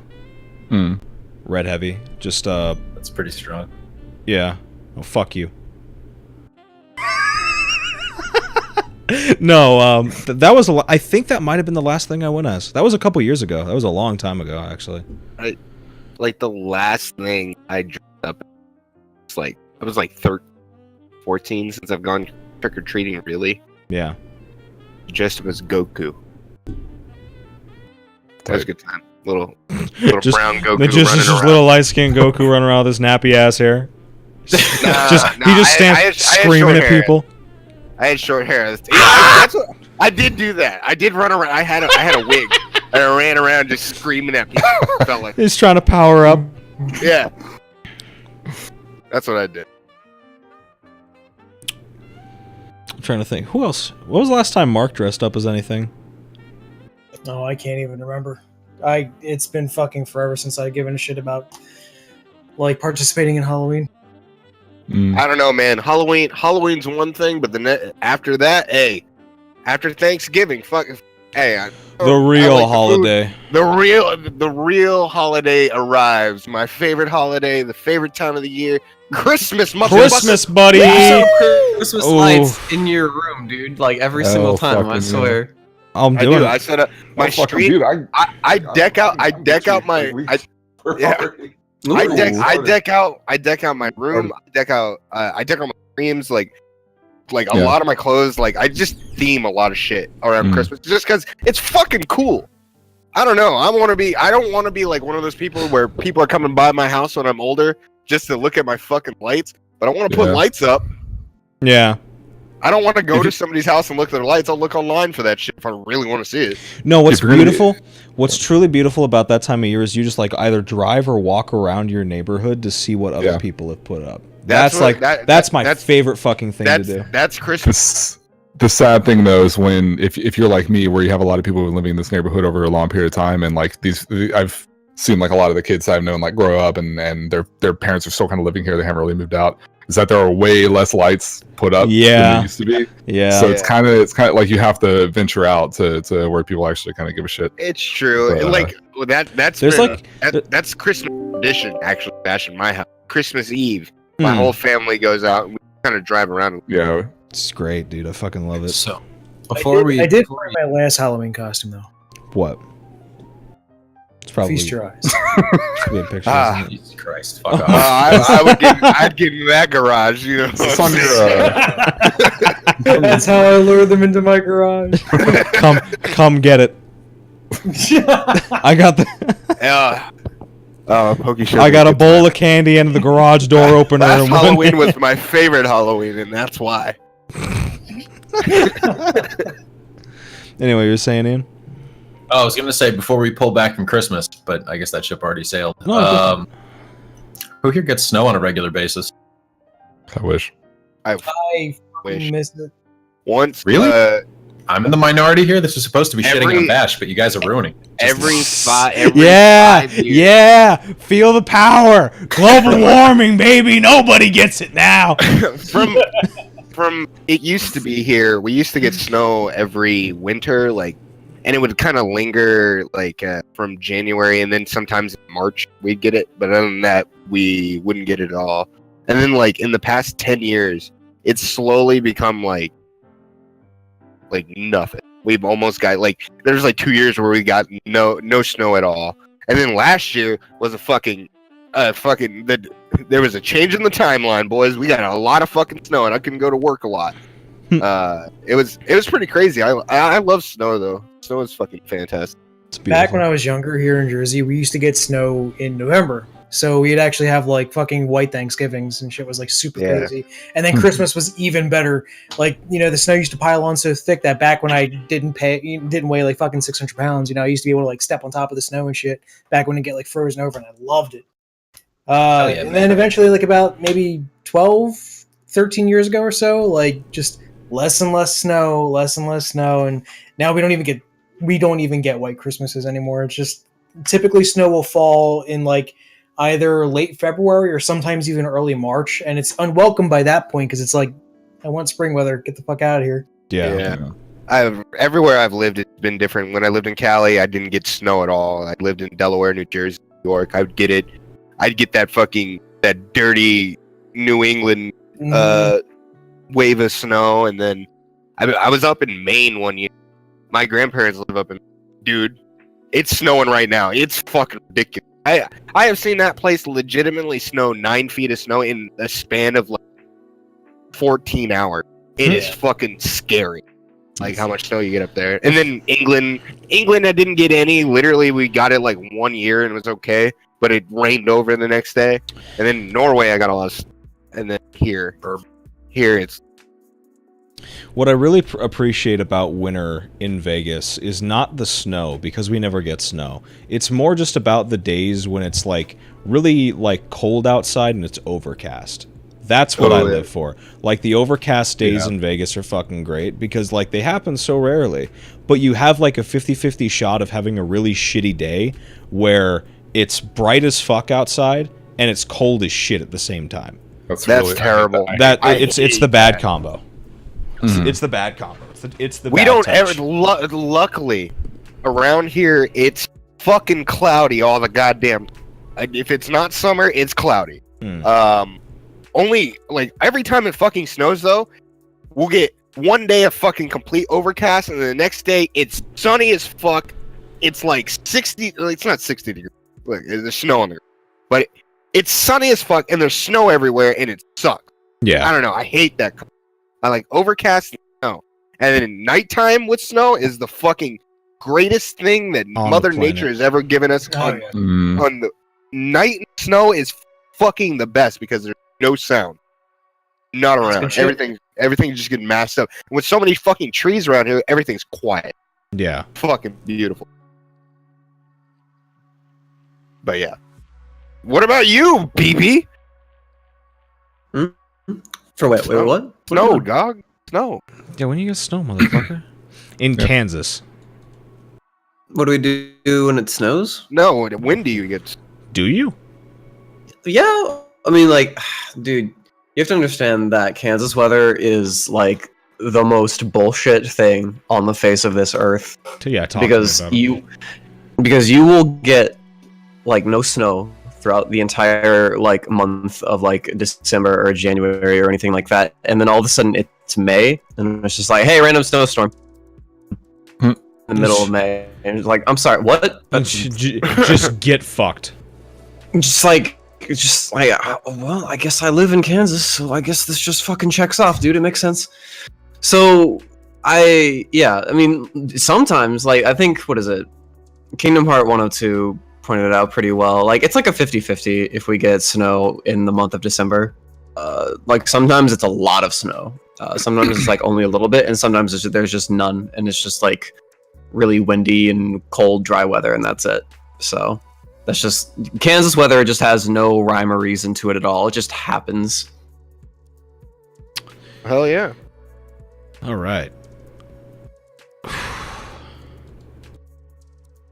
I think the last question that we're going to round off the show with is, what are our future... Is that Hanakawa? You damn right it is. Shh. Skirt shot. Definitely got the pantser, you fucking weeaboo. God bless. Bless the fuck up, brother. Mm-hmm. What are your future YouTube plans? Ooh. So what are we doing with our shit on the channel? Business as usual. Yeah, I guess this applies to just like, what are your plans for your streams or for your for SoundCloud or whatever, depending on, like, basically what are you doing on your primary platform for the content that you create. Well, I'm going to get my critiquing sexual content video out there eventually one day within the next 3 years. Right. Then after that, I'm going to stick to some fucking reviews. Since I've not done that in such a fucking long time. Yeah. I don't know. Dax, what do you got? What are you working on at the moment? I still have that one your video I want to do. But there have been a couple of film related videos I want to work on. I'm sort of trying to, I'm kind of meandering around all three at once right now, just seeing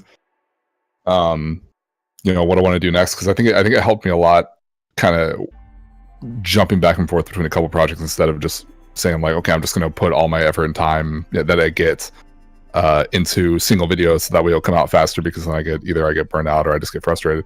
Right. So it's nice to just, because again, like when I told you, when I did the situation commands video, I was just getting bored of like doing notes on the air, and I kept thinking about the fucking KH shit, so I just wrote out a rant and then ended up refining it and made it a video. There's the one I want to do on Nier. There's one right now I want to do on Moana, and which was the most recent just the Maui theory. No, I hate theory videos. Which is unfortunately, God, I was actually doing for fun. I was like, I wonder if there's anything like any kind of like analytical video content towards something like Moana, because 95% of the time you look up anything related to the Disney films on that kind of topic, anything just talking about elements of a certain character or certain things that are done, unless it's like Lindsay Ellis who does some really good stuff like that. For the most part, it's all like just fucking theory bullshit, and it's all just like Matt Pat kind of stuff.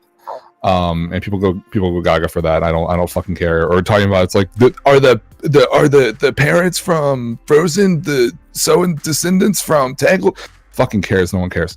It always seems like they're like, people do care because they get millions of views, and I fucking like 14-year-old like like video makers. Hey, Windows movie makers doing good. Yeah, it's very.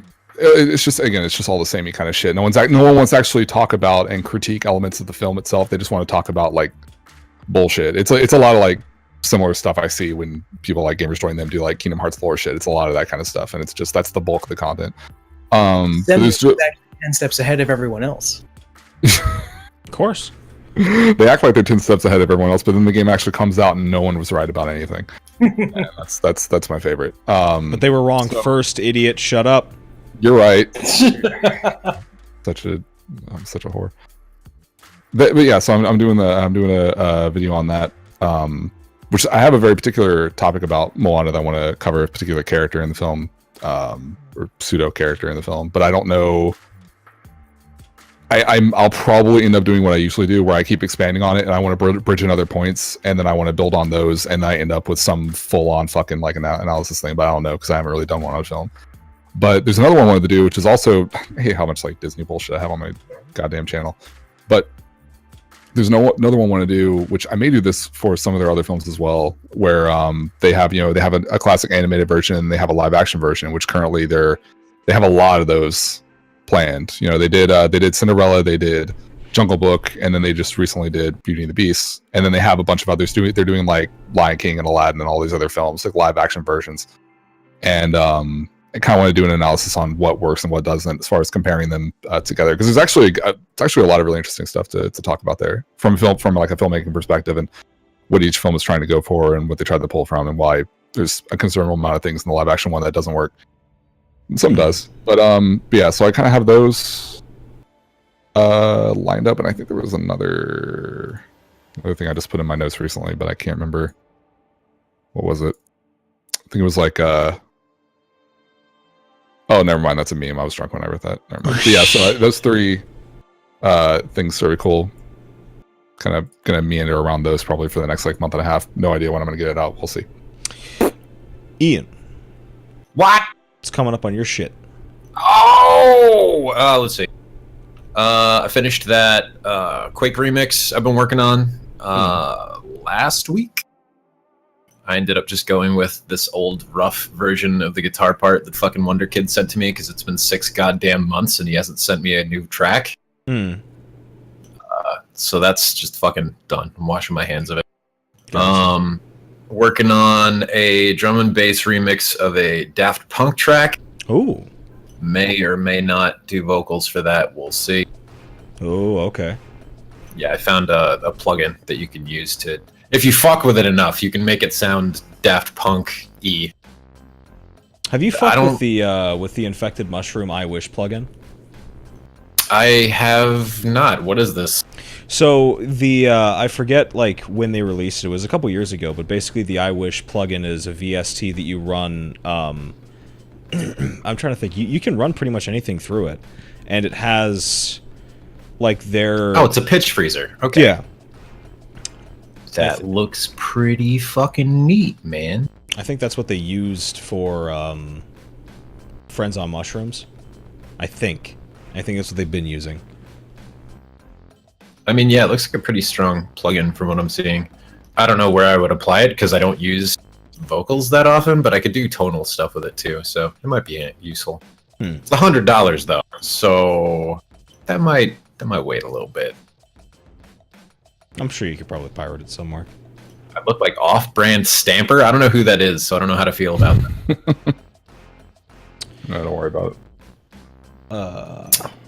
Outside of that, I drink heavily and stream on Fridays. That's like all I do. That relates to. You be streaming some more shit? What you gonna be doing? What games? Talk to me about games. Eidolon update for Warframe. Oh, the Warframe shit? Okay.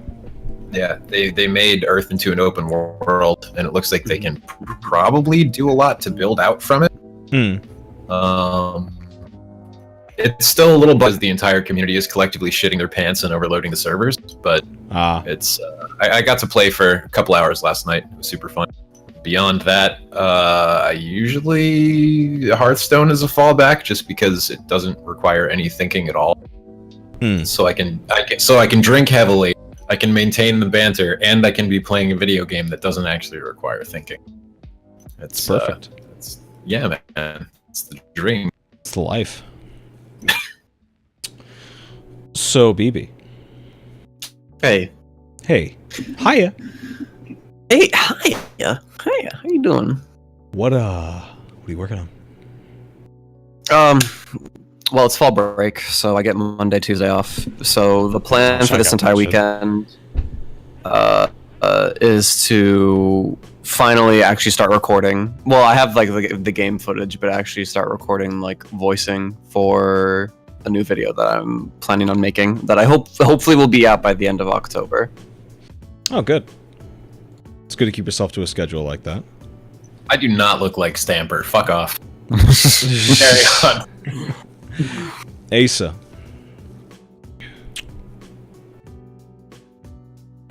I think he's dead. Yeah, he's been replaced by the Hanakawa figure. God damn it. Well, in any case, as far as I go, I don't know. I think right now my main focus is going to be on this fucking this difficulty discussion thing, because I've been reading a lot of articles in and out of class, just sort of like filling time. I've gone through. I have like a whole Google Doc filled with a bunch of different think pieces from a bunch of different people. A lot of them are shitty, but it's important for me to sort of understand where other people are coming from, to understand, you know, sort of what I think about what they think. It's gone in a lot of different directions than I was really expecting. A lot of people are throwing in angles of like, a lot of people are referencing disabilities when it terms of like, I'm trying to think of how to really put it. Like, it spiders off in so many different directions, where at first it was just about, like, the role of, like, how your ability when playing something that you're reviewing can affect your criticism of that thing. Then it sort of turns into, like, once Cuphead actually released, there was a couple of discussions about, well, like, people want to skip this. People want to skip fights. They want to... Which, I mean, I heard that and I saw that. I thought it was... I thought that shit was... no, I did not see Jim's video about it. I've not worked on it since yesterday. I'm gonna take a look at that probably at some point, either today or tomorrow. They took a lot of weird, like, twists and turns where they brought up disabled gamers, which makes sense, but that wasn't really where the conversation started at. And it's I don't know, it fucking it's weird. It's because they're approaching it from such a different angle than I do personally, that it's important for me to not just, like, see them having their own conversation and me, like, come in from someone who thinks of games very much so in terms of, like, their meta or in terms of their skill ceiling, and just be like, well, you know, I want to try to see it, you know, from their way too. But just, there was a weird trend where everybody was talking about seeing Cuphead's animation, like just visually just looking at it and hearing the soundtrack as being the most important thing. Where that was where what a lot of the, like, the desire for the simple mode or for the button to just skip content comes from. Where there was one quote that stuck out to me in a fucking article where this dude was like, you know, because the simple mode, the easy mode, makes the game easier. Like, by doing a lot of things where enemies have less health, they don't deal less damage, they just take more damage. But they also remove phases from the fights, so you don't have to see and deal with as much. And because everybody was so focused on looking at the game and how it looked, they saw that as like, well, I want to see all the crazy, weird, fucking drawn boss fight phases, so why don't you just why don't you just keep that in and make the game easier? It's like, well, they did that. By having less phases to think about, to remember and to deal with, and by cutting out some of the harder phases, they just made the fights a hell of a lot more manageable. So it's just, I don't know, they approach things very strangely. And then there was also, so I finally read the skip boss fight button article, and if you could, like, if bitchiness was a typeface, that whole article was written in bold. Big font too, like size 28, italicized. It just reeks of faggotry. Which I want to disconnect that from what he's saying, but at the same time, it's like the writer is very aggressive with how much he's trying to start shit, and that's sort of that's a tone that I don't respond to well. Like when I feel that you're trying to start shit with someone, I just have a very rough time getting over that hurdle. Well, that's because that's how they're starting the conversation. Exactly. Like, why are you going to engage with them on a rational basis if they're going to bare their claws? Yeah. First thing, there's no need to get aggressive about it. Yeah. I would just much rather have you just tell me what you think, and I can think on that without you trying to fucking just be so aggressive about it. I don't know. Yeah. So I'm working on that right now. I'm also at the same time working on the Transformers playthrough. Once I get my Devil May Cry training done for today, I'm going to try to move and get more practice done for that. That mission is going to be really fucked. I explained this last time, but basically, I have no weapons. Because what I've been doing is I've not been carrying over my weapons between missions. And I got shit drops from last chapter. So I have a selection of a bunch of shit that Bumblebee can't use. So I have to buy a sword from the store again. And, like, this chapter is a fucking long one. It's not, like, 3 boss fights. It's, like, there's a fucking defend wheeljack section. There's a long boss fight with fucking Soundwave right at the end. It's gonna be a fucking doozy. But I'm looking into a couple of ways to manage it right now. I don't know when I'm gonna have that part of the playthrough done, but I am working on it. I need to get back to working on Bayonetta, which reminds me that, Mark, we need to schedule a time to meet up to record for that. Yeah. What else? The training mode video really is on break right now. Like, I have time scheduled to cut the audio, but really it's not as much of a priority to me as the new video that I'm working on. So, yeah, just that's really about what I'm working on. And as far as streams go, like regular streams, I don't know. I might schedule something for because like the way my life works right now is I have everything scheduled literally in Google Calendar. So I get as much done in a day as possible. If I can set up a day where I just close off like Tuesday, or not Tuesday, like Monday, my day off, I can just set aside time for a stream. That'd be fucking grandiose. So we can just sit down and chill for a bit. I don't know. We'll figure it out. But yeah, that's pretty much it. That's what we've been working on. Has everybody gone? I think we have. All right. So, that does it for this episode of the cast, people. Thank you much for chilling, for booling. Thank you to Ian and Asa for coming in and holding down the fort. We already got a host target. It's J Hobbs, unless somebody else that I gives more of a fuck about. And the answer is no. So Hobbs is doing more Crash speedruns. Send him over there because he's working on shit for what? No, Asa, we cannot hear you. Have you been talking? Because can't hear you. If you've been talking, we have not been hearing you. You've been dead for a minute now. Rip. Yeah, I thought you were just focusing on the doll. Yeah. I thought the doll was the cover for you to go get Wendy's. It's like, all right, Hanakawa, you hold down the Fort Senpai. I'm gonna go get Nuggies. I need to start doing that with my Yoshi amiibos. Stall. So, Marth's forward. That's his forward tilt, right? Too many characters in Smash are actually clones of one another, and that's not really acceptable. But people just fucking deal with it. Well, I mean, LC with these duplicate attacks. How do you define a clone character, though? Because when I think of what makes a really interesting clone character, I would honestly point to something like Killer Instinct, where even though Shin Hisako is like, it takes the idea of sort of the Ju-On power set.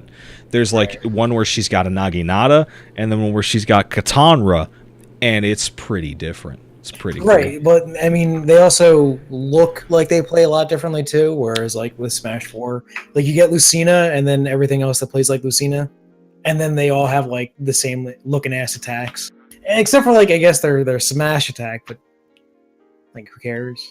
I don't know. Something is definitely going on with Discord right now. I think my Discord just restarted forcibly. Bash? Yes. They're undead. We're back. Hello? Bash. Life? Hello? Hello? Yes. Hello. Greetings. Hello. Oh, Jesus. Hello, madness. I have no clue what the fuck happened. All right. Help! My webcam is down because XSplit grabbed it, and I can't, wait. I've ruined everything. Jesus. The cast is over. They're all dead, Asa. I know. I was legitimately trying to, help the segue and shit, like, Well, but now that you're here, you can help answer the question. I would love to. What I am working on is streaming a lot more, playing a lot more Tekken. I did really well at the last tournament. I'm actually like fucking proud of myself that I did so well. So I want to get better. I'm starting to notice now, like, a lot of my old problems disappearing. Like, I'm starting to notice a lot more shit. I don't know. I'm just hanging out. I stream whenever I fucking feel like it. Jesus fucking Christ. Focus, dude. Did you get a haircut, Aston? I did. That's good. I like the beret. Jesus. It Thank looks you. like crisp. It's really cute. It's quite Yeah, shiny, I like it. actually. Yes. Mhm. Why won't I focus? Anyways, new, like, standard everyday streams whenever I fucking I don't know. I got you. No, I hear you. bought a new controller today, so I'm probably gonna stream and break that shit. Because playing on a new pad is literal cancer. Who is planning on streaming today? Hi. I know someone who's planning on streaming today. So if you guys want to watch one of our friends, Dylan, try to deal with the emotional trauma of playing the sequel to one of his favorite games, The Evil Within, you can see him stream The Evil Within 2 in a little bit. On isn't it Dylan Tries to Care? I don't know. Or is it 0451 Productions? I have no idea. I've never actually seen him stream. When it happens, I'll tweet about it. How's that shit sound? So follow me on @VashTSB. He's been streaming. He's been? Yeah, he's been. When I came It's probably home, been like he an was hour already and a half, streaming. yeah. All right. Hello? Let me see. All right. Can you guys hear me right now? Yeah. No, His new fucking pad acts as a microphone. What in the living fuck? Yeah. Is that what you've been coming through? Oh, That's what he probably might have been. I don't know. that was probably what I was on. Hey, fucking kill myself. Hell Fuck. yeah. In any case. Ugh. So we'll send you guys over. I'll tweet about that shit, but I'm gonna send you guys over to Hobbs. He's streaming. Yeah. Much love, brothers. Bless the fuck up. See you soon. Don't forget your Kroger Plus card. I got chill. fuck. I got mine, but it's in the other one. Good. Don't forget off-brand Etika. Don't forget to drink heroin. Drinking Crystal Pepsi. Fuck. Titty. Concept is so good. Is Hobbs trying to copy my look? That nigga. No, you're trying to copy my look, B. Bullshit. Get out of here. B. Boy. Get out.